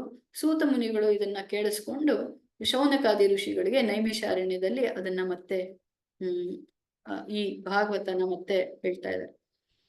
ಸೊ ಸೃಷ್ಟಿಯ ಪ್ರಕ್ರಿಯೆ 4ನೇ ಅಧ್ಯಾಯದಲ್ಲಿ, ಮತ್ತೆ 5ನೇ ಅಧ್ಯಾಯದಲ್ಲಿ ಸರ್ವ ಕಾರಣ, ಎಲ್ಲದಕ್ಕೂ ಕಾರಣಕ್ಕೆ ಕಾರಣ ಯಾರು ಅನ್ನೋ ಒಂದು ವಿಷಯನ ವಿಸ್ತಾರವಾಗಿ 5ನೇ ಅಧ್ಯಾಯದಲ್ಲಿ ಹೇಳ್ತಾರೆ. ಅದರಲ್ಲಿ 6 ಪ್ರಶ್ನೆ ಮಾಡ್ತಾರೆ. 5ನೇ ಅಧ್ಯಾಯದಲ್ಲಿ 6 ಪ್ರಶ್ನೆ. ಏನು, ಈ ಭೌತಿಕ ಜಗತ್ತಿನ ಲಕ್ಷಣ ಏನು, ಇದರ ಹಿನ್ನೆಲೆ ಯಾರಿದ್ದಾರೆ, ಮತ್ತೆ ಹೇಗೆ ಸೃಷ್ಟಿ ಆಯ್ತು, ಇದು ಲಯ ಹೇಗೆ ಆಗತ್ತೆ, ಇದರ ನಿಯಾಮಕ ಯಾರು, ಪೋಷಣೆ ಮಾಡೋರು ಯಾರು ಅಂತ ಎಲ್ಲ ಈ ಪ್ರಶ್ನೆಗಳನ್ನ ಕೇಳಿ ನಾರದ ಮುನಿಗಳು, ಅಂದ್ರೆ ಈ ಅಧ್ಯಾಯದಲ್ಲಿ ನಾರದ ಮುನಿಗಳು ಬ್ರಹ್ಮನಿಗೆ ಈ ಪ್ರಶ್ನೆ ಮಾಡ್ತಾ ಇದ್ದಾರೆ. ಮತ್ತೆ ಇನ್ನೊಂದು ಒಂದು ಸ್ವಾರಸ್ಯವಾದ ವಿಷಯ ಅಂತಂದ್ರೆ, ನಾರದ ಮುನಿಗಳು ಏನ್ ಹೇಳ್ತಾರೆ ಬ್ರಹ್ಮನ್ಗೆ, ನೀನು ಸದಾಕಾಲ ಯಾರನ್ನಲ್ಲೋ ಧ್ಯಾನ ಮಾಡ್ತಾ ಇದೀಯಪ್ಪ, ನೀನೇ ಸೃಷ್ಟಿಕರ್ತ ಅಂತ ನಾನು ಅನ್ಕೊಂಡಿದ್ದೆ, ಆದ್ರೆ ನಿನಗೂ ಯಾರೋ ನೀನ್ ಮತ್ತೆ ಯಾರನಲ್ಲಿ ನೀನು ಧ್ಯಾನ ಮಾಡ್ತಾ ಇರೋದು ಅಂತ ಅವ್ರು ಕೇಳಿದಾಗ ಬ್ರಹ್ಮದೇವ ಹೇಳ್ತಾನೆ, ನಾನು ಸೃಷ್ಟಿಕರ್ತ ಅಲ್ಲ, ನನಗೆ ನನ್ನ ಮೇಲೆ ನಾರಾಯಣ ಅವನು ಸೃಷ್ಟಿಕರ್ತ, ಭಗವಂತ ಸೃಷ್ಟಿಕರ್ತ ಅಂತ. ಯಾಕೆ ಇವಾಗ ಬ್ರಹ್ಮದೇವರು ಯಾರು ಅಂತ ನಾವು ಒಂದು ಕ್ಷಣ ನಾವು ಆಲೋಚನೆ ಮಾಡಿದ್ರೆ, ಚತುರ್ಮುಖ ಬ್ರಹ್ಮ. ಮೊದ್ಲು ಭಗವಂತ ಅವ್ರಿಗೆ ನೇರವಾಗಿ ಅವ್ರಿಗೆ ವೇದನ ಮತ್ತೆ 4 ಮುಖದಲ್ಲಿ 4 ವೇದಗಳನ್ನ ಅವರು ಹೇಳ್ತಾ ಇರೋದು ಯಾರು, ಬ್ರಹ್ಮ ದೇವರು. ಮತ್ತೆ ನಮಗೆ ಈ ಒಂದು ಅಟ್ಲೀಸ್ಟ್ ನನಗೆ ಕೃಷ್ಣ ಪ್ರಜ್ಞೆ ಬರಕ್ ಮುಂಚೆ ಬ್ರಹ್ಮನೇ ಸೃಷ್ಟಿ ಮಾಡಿದ್ದು ಇದೆಲ್ಲ ಅನ್ನೋ ಒಂದು ತಪ್ಪು ತಿಳುವಳಿಕೆ ಇತ್ತು. ಯಾಕೆಂದ್ರೆ ದ್ವಿತೀಯ ಸೃಷ್ಟಿಕರ್ತ, ಮೂಲತಃ ಸೃಷ್ಟಿಕರ್ತ ಭಗವಂತನೇ. ಒಂದು ಈ ಭೌತಿಕ ಜಗತ್ತಿನಲ್ಲಿ ಅವರವರ ಕರ್ಮದ ಅನುಸಾರವಾಗಿ ಈ ಪಂಚಭೂತಗಳನ್ನ ಸೇರಿ ಅವರ ಕರ್ಮದ ಅನುಸಾರವಾಗಿ ಯಾವ ತರ ದೇಹ ಕೊಡ್ಬೇಕು ಆ ಸಾಮರ್ಥ್ಯ ನನಗೆ ಕೊಟ್ಟವನು ಭಗವಂತ, ನಾನು ಸೃಷ್ಟಿಕರ್ತ ಅಲ್ಲ ಅಂತ ಬ್ರಹ್ಮದೇವರು ನಾರದನ್ಗೆ ತಿಳಿಸ್ತಾರೆ. ಸೊ ಈ ತರ ಮತ್ತೆ 2 ಶ್ಲೋಕನ ನೋಡ್ಬೋದು 5ನೇ ಅಧ್ಯಾಯದಲ್ಲಿ, 15 ಮತ್ತು 16ನೇ ಶ್ಲೋಕ. 15ನೇ ಶ್ಲೋಕದಲ್ಲಿ ಏನ್ ಹೇಳ್ತಾರೆ ಅಂದ್ರೆ, ನಾರಾಯಣ ಪರ ವೇದ ದೇವ ನಾರಾಯಣಾಂಗಜ ನಾರಾಯಣ ಪರ ಲೋಕ ನಾರಾಯಣ ಪರಾಮುಖ. ಅನುವಾದ ಪ್ರಭುವಾದರಿಂದ. ವೇದ ಸಾಹಿತ್ಯವು ಪರಮಪ್ರಭು ಭಗವಂತನಿಂದ ವಿರಚಿತವಾಗಿತ್ತು, ಅವನಿಗಾಗಿಯೇ ಇದೆ. ದೇವತೆಗಳು ಕೂಡ ಭಗವಂತನ ಶರೀರ ಭಾಗಗಳಾಗಿ ಅವನಿಗೆ ಸೇವೆ ಸಲ್ಲಿಸಲು ಇದ್ದಾರೆ. ವಿವಿಧ ಗ್ರಹಗಳು ಭಗವಂತನ ಸಲುವಾಗಿಯೇ ಇವೆ. ಅವನು ಸಂತೃಪ್ತಿಗೊಳಿಸಲೆಂದೇ ನಾನು ಯಜ್ಞಗಳನ್ನು ಆಚರಿಸಲಾಗುತ್ತದೆ ಅಂತ ಬ್ರಹ್ಮನು ನಾರದರಿಗೆ ಹೇಳ್ತಾ ಇದ್ದಾರೆ. ಮತ್ತೆ 16ನೇ ಶ್ಲೋಕದಲ್ಲಿ ನಾರಾಯಣ ಪರೋ ಯೋಗ ನಾರಾಯಣಂ ಪರಂ ತಪಃ ನಾರಾಯಣಂ ಪರಂ ಜ್ಞಾನಂ ನಾರಾಯಣ ಪರಾಗತಿ ಅನ್ನುವಾದ ಪ್ರಭುಪಾದದಿಂದ. ವಿವಿಧ ಬಗೆಯ ಎಲ್ಲ ಧ್ಯಾನಗಳು ಅಥವಾ ಯೋಗ ಸಾಧನೆಗಳು ನಾರಾಯಣನ ಸಾಕ್ಷಾತ್ಕಾರದ ಮಾರ್ಗಗಳು. ಎಲ್ಲ ತಪಸ್ಸು ವ್ರತಗಳು ನಾರಾಯಣ ಸಾಧನೆಯ ಗುರಿ ಹೊಂದಿವೆ. ದಿವ್ಯ ಜ್ಞಾನ ಸಂಸ್ಕೃತಿಯ ಉದ್ದೇಶವು ನಾರಾಯಣನ ದರ್ಶನ ಪಡೆಯುವುದೇ ಆಗಿದೆ ಮತ್ತು ಅಂತಿಮವಾಗಿ ಮೋಕ್ಷ ಪಡೆಯುವುದು ಎಂದರೆ ನಾರಾಯಣನ ಧಾಮವನ್ನು ಪ್ರವೇಶಿಸುವುದೇ ಆಗಿದೆ. ಸೊ ಯಾವ ತರ ನಾರಾಯಣ ಎಲ್ಲದಕ್ಕೂ ನಾರಾಯಣ ಪರ ಅಂತ. ಮತ್ತೆ ಯಾವ ತರ ಸೃಷ್ಟಿ ಮಹಾವಿಷ್ಣು ತನ್ನ ಉಸಿರಾಟದಲ್ಲಿ ಅನಂತ ಕೋಟಿ ಸೃಷ್ಟಿಗಳನ್ನ ಸೃಷ್ಟಿ ಮಾಡ್ತಾನೆ. ಆ ಸೃಷ್ಟಿ ಆದ್ಮೇಲೆ ತನ್ನ ನೋಟದಿಂದ, ಅದು ಒಂದು ಜಡವಸ್ತು ತರ ಇರುತ್ತೆ, ಆದ್ರೆ ಒಂದು ನೋಟ, ತನ್ನ ನೋಟದಿಂದ ಅದರಲ್ಲಿ ಅದಕ್ಕೆ ಚೇತನ ಬರುತ್ತೆ ಅನ್ನೋದನ್ನ ನಾವು ವಿಸ್ತಾರವಾಗಿ ಇವಾಗ ಸಂಕ್ಷಿಪ್ತವಾಗಿ ನೋಡ್ತಾ ಇರೋದ್ರಿಂದ ಇಷ್ಟು ಮಾತ್ರ ನಾವು ತಿಳ್ಕೊಳ್ಳೋಣ. ಆದ್ರೆ ಎಲ್ಲದಕ್ಕೂ ಯಾರ ಕಾರಣ? ನಾರಾಯಣ ಭಗವಂತ ಕಾರಣ. ಮತ್ತೆ 6ನೇ ಅಧ್ಯಾಯದಲ್ಲಿ ಪುರುಷ ಸೂಕ್ತದ ಬಗ್ಗೆ, ಪುರುಷ ಸೂಕ್ತದ ದೃಢೀಕರಣ ಅಂತಿದೆ. ಪುರುಷ ಸೂಕ್ತ ಅಂದ್ರೇನು? ಅಥವಾ ಅದರಲ್ಲಿ ನಾವು ನೋಡಿದ್ರೆ ವಿರಾಟ ರೂಪ ಅಥವಾ ವಿರಾಟ ರೂಪ ವಿಶ್ವರೂಪ ಬಗ್ಗೆ, ವಿಶ್ವರೂಪ 11ನೇ ಅಧ್ಯಾಯ ಭಗವದ್ಗೀತೆಯಲ್ಲಿ ಕೂಡ ನಾವು ನೋಡಿದ್ವಿ. ಯಾಕೆ ಇದನ್ನ ಮೂಲತಃ ಇದನ್ನ ತೋರಿಸ್ತಾನೆ ಭಗವಂತ ಅಂತಂದ್ರೆ, ನಮಗೆ ಭಗವಂತ ದೇವರು ಅಂತಂದ್ರೆ ಮೂಲತಃ ಕೃಷ್ಣ ಪ್ರಜ್ಞೆಗೆ ಬರಕ್ ಮುಂಚೆ ಒಂದು ಶಕ್ತಿ, ಒಂದು ಬೆಳಕು, ಎಲ್ಲರಿಗಿಂತ ಹೆಚ್ಚಾಗಿದೆ, ಒಂದು ಉತ್ತಮವಾದ ಒಂದು ಪವರ್ ಇದೆ ಅವ್ರಿಗೆ ಅನ್ನೋ ಒಂದು ಭಾವನೆ ಇತ್ತು. ಅಂದ್ರೆ ಭಗವಂತನು ಒಂದು ವ್ಯಕ್ತಿ ಅನ್ನೋ ವಿಷಯ ಸುಮಾರು ಜನಕ್ಕೆ ಒಂದು, ಅಂದ್ರೆ ವ್ಯಕ್ತಿ ಅಂದ್ರೆ ನಮ್ ತರ ಸಾಮಾನ್ಯವಾದ ವ್ಯಕ್ತಿ ಅನ್ನೋ ಒಂದು ಭಾವನೆ ಬಂದ್ಬರುತ್ತೆ. ಯಾಕೆ ಅಂದ್ರೆ ಕೃಷ್ಣನ ಲೀಲೆಯಲ್ಲಿ ನಾವು ನೋಡಿದ್ರೆ ಏನಾಗುತ್ತೆ, ಕೃಷ್ಣ ಬೆಣ್ಣೆ ಕದೀತಾ ಇದ್ದಾನೆ, ಬೇರೆ ಮಕ್ಕಳ ತರ ಬೆಣ್ಣೆ ಕದೀತಾ ಇದ್ದಾನೆ, ಮತ್ತೆ ಸುಮ್ನೆ ಏನೋ ಒಂದು ಸಾಧಾರಣವಾದ ಬಟ್ಟೆ, ಒಂದು ನವಿಲ್ಗರಿ, ಮತ್ತೆ ಗೊಲ್ಲ. ನಾವು ಮಕ್ಕಳಿದ್ದಾಗ ಓದು ಇಲ್ದಿದ್ರೆ ದನ ಮೇಯಿಸ್ಬೇಕಾಗತ್ತೆ ಅನ್ನೋರು. ಅಂದ್ರೆ ಓದ್ದೇ ಇದ್ರೆ ಅದು ಒಂದು ತುಂಬಾ ಕೀಳವಾದ ಒಂದು ಕೆಲಸ ಅನ್ನೋ ತರ. ಸೊ ಯಾಕೆ ವಿಶ್ವರೂಪ ಒಂದು ಭಗವಂತನು ಒಂದು ವ್ಯಕ್ತಿ ಅನ್ನೋ ಒಂದು ವಿಷಯನ ದೃಢೀಪಡಿಸಕ್ಕೋಸ್ಕರ ಈ ವಿಶ್ವರೂಪನ ತೋರಿಸ್ತಾನೆ. ಇನ್ನೊಂದು, ತಾನು ದೇವೋತ್ತಮ ಪರಮ ಪುರುಷ ಅಂದ್ರೆ ನಾನು ಸಾಧಾರಣ ಮನುಷ್ಯನಂತೆ ಅವಿಜಾನಂತಿ ಮಾಂ ಮೂಢ ಮಾನುಷಿಂ ತನಮಾಶ್ರಿತ 9ನೇ ಅಧ್ಯಾಯದಲ್ಲಿ ಹೇಳ್ತಾನೆ. ಮೂಢರು ಮಾತ್ರ ನನ್ನನ್ನ ಎಲ್ಲರಂತೆ ಸಾಮಾನ್ಯ ಮನುಷ್ಯರಂತೆ ಪರಿಗಣಿಸ್ತಾರೆ. ಅದಕ್ಕೆ ಈ ವಿಶ್ವರೂಪ ತೋರಿಸೋದ್ರಿಂದ ಏನಾಗುತ್ತೆ, ಭಗವಂತನಿಗೆ ಎಷ್ಟು ಶಕ್ತಿ, ಅವನ ಎಲ್ಲ ಶಕ್ತಿ ಸಾಮರ್ಥ್ಯ. ಅರ್ಜುನನ್ಗೆ ಆ ಒಂದು ವಿಶ್ವರೂಪ ನೋಡಿದಾಗ, ಅವನ್ಗೆ ಭಯಂಕರ ರೂಪ ನೋಡಿದಾಗ ಭಯ ಆಗತ್ತಂತೆ. ಈ ರೂಪ ಏನು ಅಂತ ನನಗೆ ಅರ್ಥ ಆಗ್ತಾ ಇಲ್ಲ, ಅನೇಕ ಬಾಹು, ಅನೇಕ ದಂತ, ಅನೇಕ ಕೈಗಳು ಇದು ಅಂತ ಅದನ್ನ ತೋರಿಸಿ, ಆಮೇಲೆ ಚತುರ್ಭುಜ ರೂಪನ ತೋರಿಸಿ, ಆಮೇಲೆ ಇಲ್ಲಪ್ಪ ನೀನು ನಿನ್ನ ದ್ವಿಭುಜ ರೂಪನೇ ನನ್ಗೆ ಸರಿ. ಈ ವಿಶ್ವರೂಪ ಪುರುಷ ಸೂಕ್ತ ಅಥವಾ ವಿಶ್ವರೂಪ ಇದರಿಂದ ಭಗವಂತ ತನ್ನ ತಾನು ಎಷ್ಟು ಉತ್ತಮ, ಅವನು ಸಾಧಾರಣ ಮನುಷ್ಯನಾಗಿದ್ರು ಉತ್ತಮ ಅನ್ನೋದನ್ನ ಒಂದು ವಿಷಯನ ದೃಢೀಪಡಿಸ್ತಾ ಇದ್ದಾನೆ. ಮತ್ತೆ ಯಾರು ಈ ಭೌತಿಕ ಜಗತ್ತಿನ ಒಂದು ಇದರಲ್ಲೇನೆ ಇನ್ನು ಹೆಚ್ಚು ಅದರ ವ್ಯಾಮೋಹ ಇದೆ ಇರೋರ್ಗೆ ಈ ವಿಶ್ವರೂಪನಲ್ಲಿ ಸದಾ ಎಲ್ಲಾನು ನೋಡ್ತಾರೆ. ಓ ಇದು ಎಲ್ಲ ಭಗವಂತನಲ್ಲಿದೆ ಅನ್ನೋ ಒಂದು ಅವ್ರಿಗೆ ದೃಢತೆ ಬಂದಾಗ ಭಗವಂತನಲ್ಲಿ ಭಕ್ತಿ ಮಾಡಬೇಕು, ಸೇವೆ ಮಾಡಬೇಕು ಅನ್ನೋ ಒಂದು ಭಾವನೆ ಬರುತ್ತೆ ಅನ್ನೋ ವಿಷಯನ ಆಚಾರ್ಯರು ಹೇಳ್ತಾರೆ. ಮತ್ತೆ 7ನೇ ಅಧ್ಯಾಯಕ್ಕೆ ಬಂದ್ರೆ ಲೀಲಾವತಾರ, ಅಂದ್ರೆ ಅವತಾರಗಳ ಬಗ್ಗೆ. ನಮಗೆ ಭಗವಂತನ ಅವತಾರ ಅಂದ್ರೆ ದಶಾವತಾರ, ಯಾವುದು ವರಹ, ಕೂರ್ಮ, ನರಸಿಂಹ, ಬುದ್ಧ, ಕಲ್ಕಿ, ಈ ತರ ರಾಮ, ಕೃಷ್ಣ ಅಲ್ವಾ. ಆದ್ರೆ 24 ಅವತಾರಗಳ ಬಗ್ಗೆ ಹೇಳ್ತಾರೆ. ಕೆಲವೊಂದು ಹೇಳ್ಬೇಕು ಅಂದ್ರೆ ವಾಮನ ಅವತಾರ, ಅಲ್ಲ ಇದು ಋಷಭದೇವ, ಹೈಗ್ರೀವ ಅವತಾರ. ಅಂದ್ರೆ 7ನೇ ಅಧ್ಯಾಯದಲ್ಲಿ ಅವತಾರಗಳ ಬಗ್ಗೆ ವಿಸ್ತಾರವಾಗಿ ಅಂದ್ರೆ 24 ಅವತಾರ ಮತ್ತೆ ಕೃಷ್ಣನ ಅವತಾರದ ಬಗ್ಗೆ ಒಂದ್ ಸ್ವಲ್ಪ ಹೆಚ್ಚಾಗಿ ಹೇಳಿದ್ದಾರೆ. ಮತ್ತೆ 10ನೇ ಸ್ಕಂದದಲ್ಲಿ ನಾವು ನೋಡ್ಬೋದು ಇದರಲ್ಲಿ ಅವತಾರ, ಮನ್ವಂತರ ಅವತಾರ ಅಂತ ಬರುತ್ತೆ, ಯುಗ ಅವತಾರ, ಬೇರೆ ಬೇರೆ ತರ ಅವತಾರಗಳು. ನಮ್ಗೆ ದಶಾವತಾರ, ಅವತಾರ ಅಂದ್ರೆ ಭಗವಂತನ ದಶಾವತಾರ.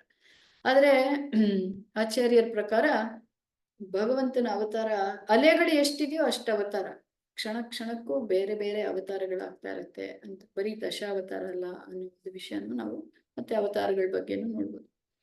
ಮತ್ತೆ 8ನೇ ಅಧ್ಯಾಯದಲ್ಲಿ ಗುರು ಪರಂಪರೆ ಬಗ್ಗೆ ಅದರ ಬಗ್ಗೆ ಮಹತ್ವವನ್ನು ಹೇಳ್ತಾರೆ. ಆ ಅಧ್ಯಾಯದಲ್ಲಿ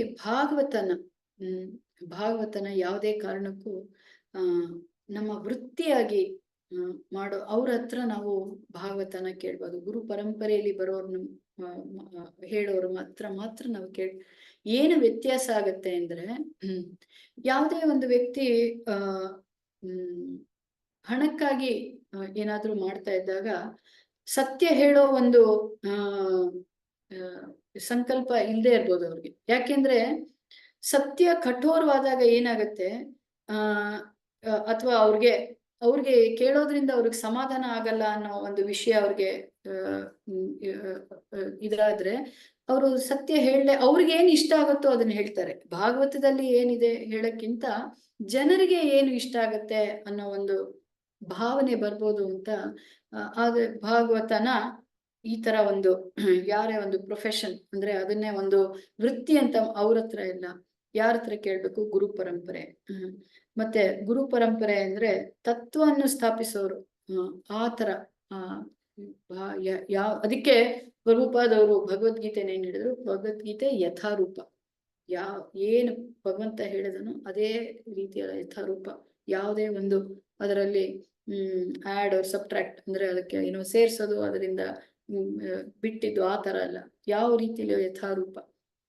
ಆ ವಿಷಯನ 8ನೇ ಅಧ್ಯಾಯದಲ್ಲಿ. 9ನೇ ಅಧ್ಯಾಯದಲ್ಲಿ ಚತುಶ್ಲೋಕಿ ತುಂಬಾ ಸ್ವಾರಸ್ಯವಾದದ್ದು. ಯಾಕೆ ಅಂದ್ರೆ ಮೂಲತಃ ಭಗವಂತ ಯಾರಿಗೆ ಹೇಳ್ತಾನೆ? ಬ್ರಹ್ಮದೇವರಿಗೆ ಹೇಳ್ತಾನೆ. ಎಷ್ಟು ಶ್ಲೋಕ ಇದೆ ಯಾರಿಗಾದ್ರೂ ಗೊತ್ತಾ? ಭಾಗವತದಲ್ಲಿ ಮೂಲತಃ ಎಷ್ಟು ಶ್ಲೋಕ ಇದೆ? 18,000 ಶ್ಲೋಕ ಇದೆ. ಆದ್ರೆ ಬ್ರಹ್ಮದೇವರಿಗೆ ಎಷ್ಟು ಶ್ಲೋಕದಲ್ಲಿ ಹೇಳ್ತಾರೆ? 4 ಶ್ಲೋಕದಲ್ಲಿ. ಈ ಚತುಶ್ಲೋಕಿ 4 ಶ್ಲೋಕ. ಸೊ 4 ಶ್ಲೋಕ ಬ್ರಹ್ಮನ್ಗೆ ಅರ್ಥ ಆಯ್ತು. ಆದ್ರೆ ನಮ್ಗೆಲ್ಲ ಅರ್ಥ ಆಗ್ಬೇಕು ಅಂತಂದ್ರೆ ಅದನ್ನ 18,000 ಶ್ಲೋಕಕ್ಕೆ ವಿಸ್ತಾರ ಮಾಡಿದ್ರು. ಈ ಚತುಶ್ಲೋಕಿ ಬರುತ್ತೆ. 33-34ನೇ ಶ್ಲೋಕ ಸಂಬಂಧ. ನಾನು ಸಂಬಂಧ, ಅಭಿಧೇಯ, ಪ್ರಯೋಜನ ಬಗ್ಗೆ ಹೇಳೆ. ಸಂಬಂಧ ಏನು, ಭಗವಂತನಿಗೂ ನನಗೂ ಏನು ಸಂಬಂಧ ಅನ್ನೋ ವಿಷಯ. 36ನೇ ಶ್ಲೋಕದಲ್ಲಿ ಅಭಿಧೇಯ ಏನು, ಯಾವುದು ಮಾರ್ಗ ಅಂತಂದ್ರೆ ಭಗವಂತನ ನಾಮಸ್ಮರಣೆ, ಭಗವಂತನ ಭಕ್ತಿ ಸೇವೆ.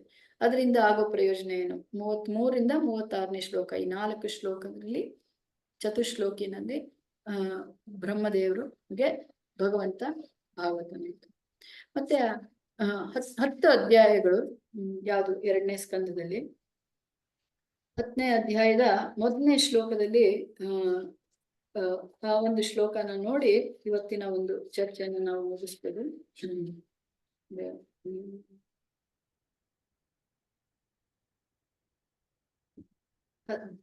10ನೇ ಅಧ್ಯಾಯದ ಶೀರ್ಷಿಕೆ ಅಂದ್ರೆ ಭಾಗವತವು ಸಕಲ ಪ್ರಶ್ನೆಗಳಿಗೆ ಉತ್ತರ. ನಮ್ಗೆ ಏನೇ ಪ್ರಶ್ನೆ ಇರ್ಲಿ ಜೀವನದಲ್ಲಿ, ಅದಕ್ಕೆ ಉತ್ತರ ಯಾವುದು ಅಂದ್ರೆ ಭಾಗವತ.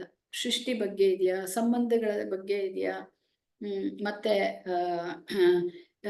ಈ ಬೇರೆ ಅಂದ್ರೆ ಭಕ್ತರ ಬಗ್ಗೆ ಇದೆಯಾ, ಭಗವಂತನ ಬಗ್ಗೆ ಇದೆಯಾ, ಯಾವುದೇ ವಿಷಯ ನೀವು ಭಾಗವತ ಸಕಲ ಪ್ರಶ್ನೆಗಳಿಗೆ ಉತ್ತರ ಅಂತಾನೆ ಈ ಶ್ಲೋಕದ ಶೀರ್ಷಿಕೆ.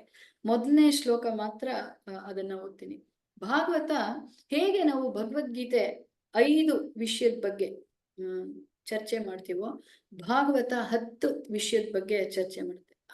ಈ ಮೊದಲನೇ ಶ್ಲೋಕ 10ನೇ ಅಧ್ಯಾಯದ ಮೊದಲನೇ ಶ್ಲೋಕದಲ್ಲಿ ಶ್ರೀ ಶುಕ ಉವಾಚ ಅತ್ರ ಸರ್ಗ ವಿಸರ್ಗೋಶ್ಚ ಸ್ಥಾನಂ ಪೋಷಾಣಮುತ್ತಯ ಮನ್ವಂತರ ಈಶಾನು ಕಥಾ ನಿರೋಧ ಮುಕ್ತಿ ಆಶ್ರಯ. ಅನುವಾದ ಶ್ರೀಲ ಪ್ರಭುಪಾದ. ಶ್ರೀ ಶುಕಮುನಿಗಳು ಹೇಳಿದರು, ಶ್ರೀಮದ್ ಭಾಗವತದಲ್ಲಿ ಈ ಮುಂದಿನ ವಿಷಯದ ಬಗ್ಗೆ 10 ವಿಭಾಗಗಳ ನಿರೂಪಣೆಗಳಿವೆ. ಬ್ರಹ್ಮಾಂಡದ ಸೃಷ್ಟಿ, ಉಪಸೃಷ್ಟಿ, ಗ್ರಹ ವ್ಯೂಹಗಳು, ಭಗವಂತನಿಂದ ರಕ್ಷಣೆ, ಸೃಷ್ಟಿಕಾರಕ ಪ್ರೇರಣೆ, ಮನ್ವಂತರ, ಭಗವದ್ ಜ್ಞಾನ, ಭಗವದ್ಧಾಮಕ್ಕೆ ಹಿಂದಿರುಗುವುದು, ಪರಮ ಪದ ಮತ್ತು ಸಾರಸ್ವ ಸರ್ವಸ್ವ, ಸರ್ವ ಆಶ್ರಯ, ಸರ್ವಜ್ಞ ಅಂತ ಇದೆ. ಆಶ್ರಯ, ಮುಕ್ತಿ ಮತ್ತು ಆಶ್ರಯ, ಈ 10 ವಿಷಯ ಬಗ್ಗೆ ಭಾಗವತದಲ್ಲಿದೆ. ಎಲ್ಲ ವಿಷಯನೂ ಎಲ್ಲ ಸ್ಕಂದಗಳಲ್ಲೂ ಇದೆ. ಆದ್ರೆ ಮೂಲತಃ ಮೊದಲನೇ ಸ್ಕಂದದಲ್ಲಿ ನಾವು ಏನ್ ನೋಡ್ಬೋದು, ಜನ್ಮಾದ್ಯಸ್ಯ ಯತೋನ್ಮಯಾತ್ ಅಂತ. ಯಾರು ಪರಮ ಪುರುಷ, ಯಾರು ಅಬ್ಸಲ್ಯೂಟ್ ಟ್ರೂತ್ ಅಂದ್ರೆ ಯಾರು ನಿಜವಾದ ಸತ್ಯ ಯಾರು, ಪರಿಪೂರ್ಣ ಸತ್ಯ ಯಾರು ಅನ್ನೋದನ್ನ ನಾವು ಮೊದಲನೇ ಸ್ಕಂದದಲ್ಲಿ, ಮತ್ತೆ 2ನೇ ಸ್ಕಂದದಲ್ಲಿ ದಿವ್ಯ ಜ್ಞಾನದ ಬಗ್ಗೆ, 3ನೇ ಸ್ಕಂದದಲ್ಲಿ ಸರ್ಗ ಅಂತ ಇಲ್ಲಿ ಏನ್ ನೋಡಿದ್ವಿ, ಮೂಲತಃ ಯಾವ ತರ ಸೃಷ್ಟಿ ಆಯ್ತು, ಸೃಷ್ಟಿ ಯಾವ ತರ ಮಾಡ್ದ ಅಂತ 3ನೇ ಸ್ಕಂದ. ನಾಳೆ ಅದರದ ಒಂದು ಸಂಕ್ಷಿಪ್ತವಾಗಿ ನೀವು ಅದನ್ನ ನೋಡ್ತೀರ. 4ನೇ ಸ್ಕಂದದಲ್ಲಿ ದ್ವಿತೀಯ ಸೃಷ್ಟಿಕರ್ತರು ಯಾರು, ಬ್ರಹ್ಮ, ಪ್ರಜಾಪತಿ, ಅದನ್ನ ವಿಸರ್ಗ ಅಂತ ಕರೆದ್ರು. ಮತ್ತೆ 5ನೇ ಸ್ಕಂದದಲ್ಲಿ ಸ್ಥಾನ, ಬೇರೆ ಬೇರೆ ಗ್ರಹಗಳ ಒಂದು ಸ್ಥಾನ ಮತ್ತೆ ಯಾವ ರೀತಿ ಇದೆ ಅದನ್ನ 5ನೇ ಸ್ಕಂದದಲ್ಲಿ. ಅದು ಬಿಟ್ಟು ಇನ್ನೂ ಹೆಚ್ಚೆಚ್ಚಿದೆ. ಮೂಲತಃ ಏನಿದೆ ಅನ್ನೋದು ಈ ಶ್ಲೋಕದ ತಾತ್ಪರ್ಯವಾಗಿ ಹೇಳ್ತಾ ಇದ್ದೀನಿ ಅಷ್ಟೇ. 6ನೇ ಸ್ಕಂದದಲ್ಲಿ ಪೋಷಣೆ, ಯಾವ ರೀತಿಲಿ ಭಗವಂತ ಪೋಷಣೆ ಮಾಡ್ತಾನೆ, ಯಾರನ್ನೆಲ್ಲ ಪೋಷಣೆ ಮಾಡ್ತಾನೆ. 6ನೇ ಸ್ಕಂದದಲ್ಲಿ ಮೂಲತಃ ನಾವು ಅಜಾಮಿಳರ ವಾಕ್ಯನ ನೋಡ್ಬೋದು. ನಾರಾಯಣ ಬರೀ ಎಷ್ಟು 26 ವಯಸ್ಸಿಂದ 82 ವಯಸ್ಸಿನವರೆಗೂ ಎಂಥ ವ್ಯಭಿಚಾರಿ ಆಗಿದ್ರು ಅಂತೆ ನಾರಾಯಣ ಸ್ಮೃತಿ, ನಾರಾಯಣ ಅಂತ ಕರೆದಿದ ತಕ್ಷಣ ಅವನಿಗೆ ಮುಕ್ತಿಗೆ ಮಾರ್ಗ ಆಯ್ತು ಅಂತ ಯಾವ ತರ ಪೋಷಣೆ ಮಾಡ್ತಾನೆ ಅಂತ. ಮತ್ತೆ ಪೂಥಿ 7ನೇ, ಯಾವ ತರ ಒಂದು ಸೃಷ್ಟಿ ಮಾಡಕ್ಕೆ ಒಂದು ಪ್ರೇರಣೆ ಅನ್ನೋ ಒಂದು 7ನೇ ಸ್ಕಂದದಲ್ಲಿ ನೋಡ್ಬೇಕು. 8ನೇ ಸ್ಕಂದದಲ್ಲಿ ಮನ್ವಂತರ, ಬೇರೆ ಬೇರೆ ಮನ್ವಂತರ ಆ ವಿಷಯವಾಗಿ ಇದೆ. ಈಶಾನುಕಥ 9ನೇ ಸ್ಕಂದದಲ್ಲಿ ರಾಮಚಂದ್ರದ ಬಗ್ಗೆ. ಮತ್ತೆ 10ನೇ ಸ್ಕಂದದಲ್ಲಿ ಕೃಷ್ಣನ ವಿಸ್ತಾರವಾಗಿ ಕೃಷ್ಣನ ಬಗ್ಗೆ, ಮತ್ತೆ ಅದು ಆಶ್ರಯ, ಯಾಕೆ ಕೃಷ್ಣ ಆಶ್ರಯ ಅನ್ನೋದು. 11ನೇ ಸ್ಕಂದದಲ್ಲಿ ಮುಕ್ತಿ ಬಗ್ಗೆ ಉದ್ಧವ ಗೀತೆ ಬರುತ್ತೆ. ಮತ್ತೆ ನವಯೋಗೇಂದ್ರ ನಿಮಿರಾಜನಿಗೆ ಹೇಳೋದು ಮುಕ್ತಿ ಬಗ್ಗೆ ಅದು. 12ನೇ ಸ್ಕಂದದಲ್ಲಿ ನಿರೋಧ. ಈ 10 ವಿಷಯನ ಈ 12 ಸ್ಕಂದದಲ್ಲಿ 12 ಸ್ಕಂದದಲ್ಲಿ ನಾವು ಈ ವಿಷಯಗಳನ್ನೆಲ್ಲ ನೋಡ್ಬೋದು. ಸೊ ಹೀಗೆ 2ನೇ ಅಧ್ಯಾಯದ ಒಂದು ಕಿರುನೋಟ, ಒಂದು ಸಂಕ್ಷಿಪ್ತವಾಗಿ ಇಂದಿನ ಒಂದು 1 ಗಂಟೆ ಕಾಲ ಹೇಳಕ್ಕೆ ಒಂದು ನನ್ನ ಸಣ್ಣ ಪ್ರಯತ್ನ.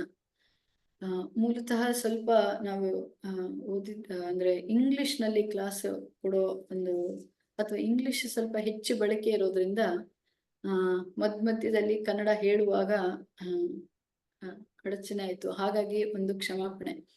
ಆದ್ರೆ ಒಂದು ಸೇವೆಗೆ ಅವಕಾಶ, ಅದಕ್ಕೆ ಇಂತ ಹೆಚ್ಚಾಗಿ ಈ ಮೂಲಕ ಈ ಒಂದು ಕ್ಲಾಸ್ ಮೂಲಕ ಮಾಡೋದ್ರಿಂದ, ಇದರಿಂದ ನನ್ನ ಪರಿಶುದ್ಧತೆ, ಮೂಲತಃ ನನ್ನ ಪರಿಶುದ್ಧತೆಗಾಗಿ ನಾನು ಒಪ್ಕೊಂಡೆ.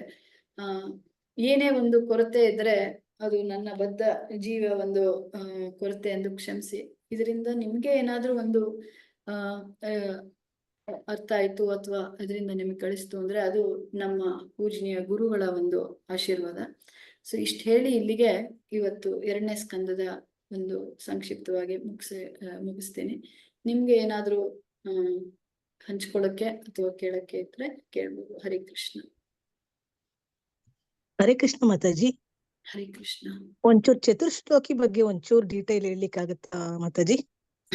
ಚತುಶ್ಲೋಕಿ ಬಗ್ಗೆ ಶ್ಲೋಕ ಓದ್ತೀನಿ. ಶ್ಲೋಕ ಓದಿದಾಗ ಸ್ವಲ್ಪ ಅದ್ರ ಬಗ್ಗೆ ಹೇಳ್ಬೋದು. ಓಕೆ, 33ನೇ ಶ್ಲೋಕ, 2ನೇ ಸ್ಕಂದ 33ನೇ ಶ್ಲೋಕ.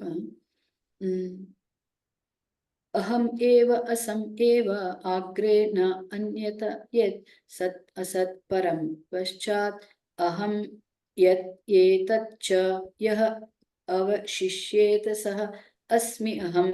ಅನುವಾದ ಶ್ರೀಲ ಪ್ರಭುಪಾದ. ಬ್ರಹ್ಮನೇ, ಸೃಷ್ಟಿಗೆ ಮೊದಲು ಬೇರೇನು ಇಲ್ಲದಿದ್ದಾಗಿ ಅಸ್ತಿತ್ವದಲ್ಲಿದ್ದ ದೇವೋತ್ತಮ ಪುರುಷನು ನಾನು. ಏನ್ ಹೇಳ್ತಾ ಇದ್ದಾನೆ ಬ್ರಹ್ಮನಿಗೆ? ಸೃಷ್ಟಿ ಮೊದಲು ನಾನಿದ್ದೆ ಅಂತ ಕೃಷ್ಣ ಹೇಳ್ತಾ ಇದ್ದಾನೆ ಬ್ರಹ್ಮನಿಗೆ. ಆಗ ಐಹಿಕ ಪ್ರಕೃತಿ ಮತ್ತು ಈ ಸೃಷ್ಟಿಗೆ ಕಾರಣ ಯಾವುದು ಇರಲಿಲ್ಲ. ಈಗ ನೀನು ನೋಡುವುದು ಕೂಡ ದೇವೋತ್ತಮ ಪುರುಷನಾದ ನನ್ನನ್ನೇ. ಪ್ರಳಯ ನಂತರ ಉಳಿಯುವುದು ಕೂಡ ದೇವೋತ್ತಮ ಪುರುಷನಾದ ನಾನೇ. ಸೃಷ್ಟಿಗೆ ಮೊದಲು ನಾನಿದ್ದೆ, ಸೃಷ್ಟಿ ಎಲ್ಲ ನಾಶ ಆದ್ಮೇಲೂ ನಾನಿರ್ತೀನಿ ಅನ್ನೋದನ್ನ 33ನೇ ಶ್ಲೋಕದಲ್ಲಿ ಭಗವಂತ ಹೇಳ್ತಾ ಇದ್ದಾನೆ. ಓಕೆ, 34ನೇ ಶ್ಲೋಕದಲ್ಲಿ ಇದು ಯಾವುದೇ ಅಧ್ಯಾಯ ಮಾತಾಜಿ? 2ನೇ ಅಧ್ಯಾಯ 2, 9, 33, 33 ಓದ್ದೆ, ಇವಾಗ 34 ಓದ್ತಾ ಇದ್ದೀನಿ.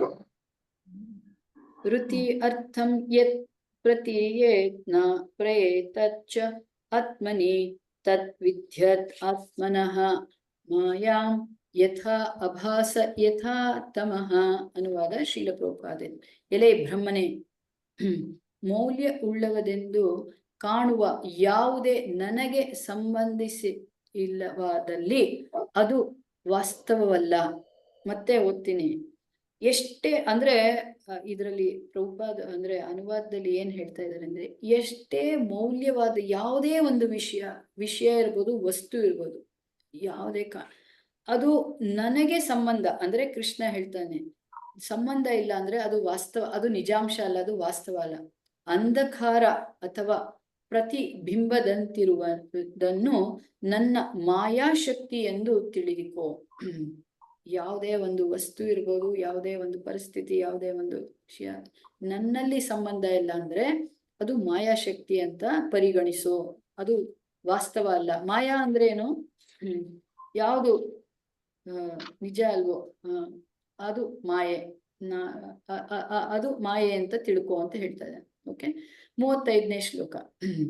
ಯಥಾ ಮಹಾಂತೀನ್ ಭೂತಾನಿ ಭೂತೇಷು ಉಚ್ಚ ಅವಚೇಷು ಅನು ಪ್ರವಿಷ್ಟಾನಿ ಅಪ್ರವಿಷ್ಟಾನಿ ತಥಾ ತೇಷು ನ ತೇಷು ಅಹಂ. ಅನುವಾದ ಶ್ರೀಲ ಪ್ರಭುಪಾದರಿಂದ. ಹೇ ಬ್ರಹ್ಮನೇ, ಇದನ್ನು ತಿಳಿದುಕೋ. ಏನು? ವಿಶ್ವ ಮಹಾಭೂತಗಳು ವಿಶ್ವದೊಳಕ್ಕೆ ಪ್ರವೇಶಿಸುತ್ತವೆ. ಅದೇ ಕಾಲದಲ್ಲಿ ವಿಶ್ವದಲ್ಲಿ ಪ್ರವೇಶ ಮಾಡುವುದಿಲ್ಲ. ಅದೇ ಪ್ರಕಾರ ನಾನು ಕೂಡ ಸೃಷ್ಟಿಯಾದ ಪ್ರತಿಯೊಂದರಲ್ಲೂ ಇದ್ದೇನೆ ಮತ್ತು ಅದೇ ಕಾಲದಲ್ಲಿ ನಾನು ಪ್ರತಿಯೊಂದರಿಂದ ಹೊರಗಿದ್ದೇನೆ. ಇಷ್ಟು ಕಷ್ಟ ನೋಡಿ. ಕೃಷ್ಣ ಏನ್ ಹೇಳ್ತಾ ಇದ್ದಾರೆ? ನಾನು ಸೃಷ್ಟಿ ಮಾಡಿದೆ, ಅದ್ರಲ್ಲಿ ನಾನು ಇದೀನಿ ಆದ್ರೂ ಇಲ್ಲ ಅಂತ. ಇದಕ್ಕೆ ಪ್ರಭುಪಾದವರು ಆಚಾರ್ಯರು ಹಲವಾರು ಉದಾಹರಣೆ ಕೊಡ್ತಾರೆ. ಏನಪ್ಪಾ ಅಂದ್ರೆ ಜೇಡರ ಬಲ, ಅದರದ್ದು ಉದಾಹರಣೆ ಕೊಡ್ತಾರೆ. ಜೇಡ ಏನಕ್ಕೆ ಬಲೆ ಕಟ್ಟುತ್ತೆ ಗೊತ್ತಾ? ಆಹಾರ ಅದರಲ್ಲಿ ಸಿಕ್ಕೊಳ್ಳುತ್ತೆ, ಆಹಾರ ಅಂಟ್ಕೊಳ್ಳುತ್ತೆ. ಆದ್ರೆ ಜೇಡ ಅದಕ್ಕೆ ಅಂಟ್ಕೊಳ್ಳಲ್ಲ. ಅದು ಸ್ವಾತಂತ್ರ್ಯವಾಗಿ ಆ ಬಲೆಯಿಂದ ಆಚೆ. ಅಲ್ಲ, ಒಂದು ನಮ್ಗೆ ಅರ್ಥ ಮಾಡ್ಕೊಳಕ್ಕೆ. ಸೊ ಯಾವ ತರ ಒಂದು ಜೇಡ ಬಲೆಯಲ್ಲಿ, ತನ್ನ ಬಲೆಯಲ್ಲಿ ತಾನು ಸಿಕ್ಕೊಳ್ಳಲ್ವ, ಅದೇ ಸೃಷ್ಟಿ ಮಾಡಿತ್ತು. ತನ್ನ ಒಂದು ಇದರಿಂದ ಅದು ಸೃಷ್ಟಿ ಮಾಡುತ್ತೆ ಅಲ್ವಾ, ಅದರ ಬಲೆನ. ಆದ್ರೆ ಅದು ಅದರೊಳಗಡೆ ಸಿಕ್ಕೊಳ್ಳಲ್ಲ. ಒಂದು ಸಣ್ಣ ಜೇಡಾಗಿ ಈ ಸಾಮರ್ಥ್ಯ ಇರುವಾಗ ಭಗವಂತನಿಗೆ ಯಾಕೆ ಸಾಮರ್ಥ್ಯ ಇಲ್ಲ? ಸೊ ಇದ್ರದ್ದು ವಿವರಣೆ ನಾವು ಭಾಗವತನ ಇನ್ನೊಂದ್ ಸ್ವಲ್ಪ ವಿಸ್ತಾರವಾಗಿ ನೋಡಿದಾಗ ಅಂದ್ರೆ ಈ ವಿಷಯನ ಇನ್ನೊಂದಿಷ್ಟು ನಾವು ಅರ್ಥ ಮಾಡಿ. ಸೊ ಕೊನೆ ಶ್ಲೋಕ 36ನೇ ಶ್ಲೋಕ. ಏತಾವತ್ ಏವ ಜಿಜ್ಞಾಸಂ ತತ್ವ ಜಿಜ್ಞಾಸುನ ಆತ್ಮನಃ ಅನ್ವಯ ವ್ಯತಿರೇಕ ಭವ್ಯಂ ಯತ್ ಸ್ಯಾತ್ ಸರ್ವತ್ರ ಸರ್ವದಾ. ಅನುವಾದ ಶ್ರೀಲ ಪ್ರಭುಪಾದ. ಪರಮ ಸತ್ಯನಾದ ದೇವೋತ್ತಮ ಪುರುಷನನ್ನು ಕುರಿತು ಜಿಜ್ಞಾಸೆ ಮಾಡುವವರು ಯಾರೇ ಆಗಲಿ ಸಕಲ ಸಂದರ್ಭಗಳಲ್ಲೂ ಸಕಲ ದೇಶ ಕಾಲಗಳಲ್ಲೂ ಮತ್ತು ಪ್ರತ್ಯಕ್ಷ ಹಾಗೂ ಪರೋಕ್ಷಗಳಲ್ಲೂ ಖಂಡಿತವಾಗಿಯೂ ಇಲ್ಲಿಯವರೆಗೆ ಜಿಜ್ಞಾಸೆ ಮಾಡುತ್ತಾರೆ. ಸೊ ಪರಮ ಸತ್ಯ ಭಗವಂತನ ಬಗ್ಗೆ ಜಿಜ್ಞಾಸೆ ಯಾಕೆ ಹಿಂಗ್ ಮಾಡ್ದ, ಕೃಷ್ಣ ಮಾಡಿದ್ ಸರಿನಾ? ಮಹಾಭಾರತದ ಇದು ತಗೊಂಡ್ರೆ ಹಲವಾರು ಪ್ರಶ್ನೆಗಳು ಬರುತ್ತೆ. ಕಪಟದಿಂದ ಇದ್ ಮಾಡದ್ನ ಯಾಕಂದ್ರೆ ಮೂಲತಃ ಈ ಒಂದು ಇದನ್ನೇ ಇರೋದು. ಆದ್ರೆ ಯಾಕೆ ಮಾಡ್ದೆ ಈ ಜಿಜ್ಞಾಸನ ನಾವು ಇದನ್ನ ಪ್ರಶ್ನೆ ಮಾಡ್ತಾ ಇದ್ರೆ ಅದಕ್ಕೆ ನಮ್ಗೆ ಉತ್ತರ ಸಿಗತ್ತೆ ಅಂತ. ಇದು 4 ಚತುಶ್ಲೋಕಿ ಅಂದ್ರೆ ಜಸ್ಟ್ ಅದನ್ನ ಏನು ನಾವು ಮುಟ್ಟಿ ಈ ತರ ಹೋಗ್ತಾ ಇದೀವಿ ಅಂತ. ಶ್ಲೋಕ ಬೈ ಶ್ಲೋಕ ನಾವು ಮಾಡಿದಾಗ ಇನ್ನಿಷ್ಟು ನಾವು ಚರ್ಚೆ ಮಾಡ್ಬೋದು ಅಥವಾ ಅದ್ರ ಬಗ್ಗೆ ಅರ್ಥ ಮಾಡ್ಬೋದು. ಸೆಕೆಂಡ್ 2ನೇ ಸ್ಕಂದದ 2ನೇ ಚಾಪ್ಟರ್ ಇಲ್ಲ 2, 9, 33ರಿಂದ 36 9ನೇ ಸ್ಕಂದ 9ನೇ ಅಧ್ಯಾಯ. ಸಾರಿ 2ನೇ ಸ್ಕಂದ 9ನೇ ಅಧ್ಯಾಯ 33, 34, 35, 36. Thank you. ಹರೇ ಕೃಷ್ಣ.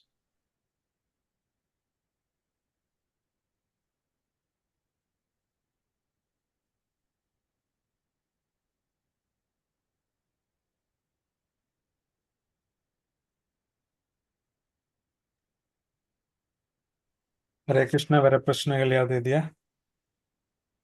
ಎಲ್ಲರಿಗೂ ಅನುಕೂಲ ಆಗ್ತಾ ಇದೆಯಾ ಈ ಟೈಮ್? ಎಲ್ಲರಿಗೆ ಪ್ರಭುಜಿ ಚೆನ್ನಾಗಿದೆ ಟೈಮ್. ಕಂಟಿನ್ಯೂ ಮಾಡ್ಬೋದಾ? ಚೆನ್ನಾಗಿದೆ ಪ್ರಭುಜಿ. ನೋಡಿ, ಹರೇ ಕೃಷ್ಣ ಮಾತಾಜಿ ಚೆನ್ನಾಗಿ ಹೇಳಿದ್ರಿ ಮಾತಾಜಿ. ಪರಿಷತ್ ಮಲಗಿದ್ದು 7 ದಿವಸ ಊಟ ಮಾಡಿಲ್ಲ ಹರೇ ಅಂತ. ಕೃಷ್ಣ ಮಾತಾಜಿ, ತುಂಬಾ ಮಾತಾಜಿ ರೆಡಿ ಚೆನ್ನಾಗಿತ್ತು ಆಗಿದ್ದಾರೆ. ಮಾತಾಜಿ. ತುಂಬಾ ಮೃದುವಾಗಿ ನಮ್ಗೆ ಹಗುರವಾಗಿ ಹೇಳಿದ್ರಿ. ತುಂಬಾ ಚೆನ್ನಾಗಿತ್ತು ಮಾತಾಜಿ. ಮನಸ್ಸು ತಟ್ಟೋ ತರ ತುಂಬಾ ಚೆನ್ನಾಗಿ ಅರ್ಥ ಆಯ್ತು ಮಾತಾಜಿ. ಇವತ್ತದ ರೆಕಾರ್ಡ್ ಕಳಿಸ್ಲಿಕ್ಕಾಗುತ್ತಾ? ತುಂಬಾ ನಿಧಾನಕ್ಕೆ ಚೆನ್ನಾಗಿ ಹೇಳಿದ್ರಿ. ಚೆನ್ನಾಗಿತ್ತು ಮಾತಾಜಿ. ಹೇಳೋರ್ಗಿಂತ ಭಾಗವತ ಆತರ ಇದೆ, ಯಾರೇ ಹೇಳ್ಬೋದು. ಭಾಗವತ ಮೃದುವಾಗಿ ಇದಾಗಿದೆ. ಸೊ ಎಲ್ಲ ಇದು ಭಾಗವತಕ್ಕೆ. Thank you. ಹರೇ ಕೃಷ್ಣ ಮಾತಾಜಿ. ದಂಡೋತ್ ಪ್ರಣಾಮ್.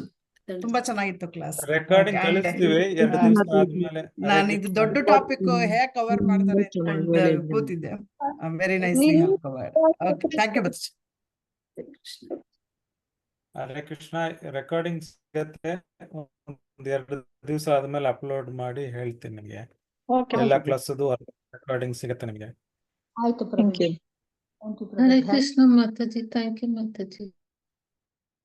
ಹರೇ ಕೃಷ್ಣ. ಹರೇ ಕೃಷ್ಣ ಮಾತಾಜಿ. ಕ್ಲಾಸ್ ತುಂಬಾ ಚೆನ್ನಾಗಿತ್ತು. ಧನ್ಯವಾದಗಳು ಮಾತಾಜಿ. ಮಾತಾಜಿ. ಹರೇ ಕೃಷ್ಣ.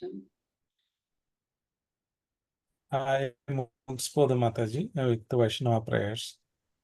ವಾಂಛಾಕಲ್ಪತರುಭ್ಯಶ್ಚ ಕೃಪಾ ಸಿಂಧುಭ್ಯಶ್ಚ ಪತಿತಾನಾಂ ಪಾವನೇಭ್ಯೋ ವೈಷ್ಣವೇಭ್ಯೋ ಅನಂತಕೋಟಿ ವೈಷ್ಣವವೃಂದ ಕಿ ಜೈ. ಶ್ರೀಲ ಪ್ರಭುಪಾದ ಕಿ ಜೈ. ಗುರುದೇವ್ ಕಿ ಜೈ.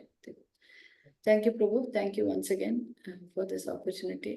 ನಾಳೆ ಮತ್ತೆ ಎಲ್ಲರೂ ಸಿಗೋಣ. ನಾಳೆ ಬೇಗ ಬಂದ್ಬಿಡಿ 7:30. ಹರೇ ಕೃಷ್ಣ.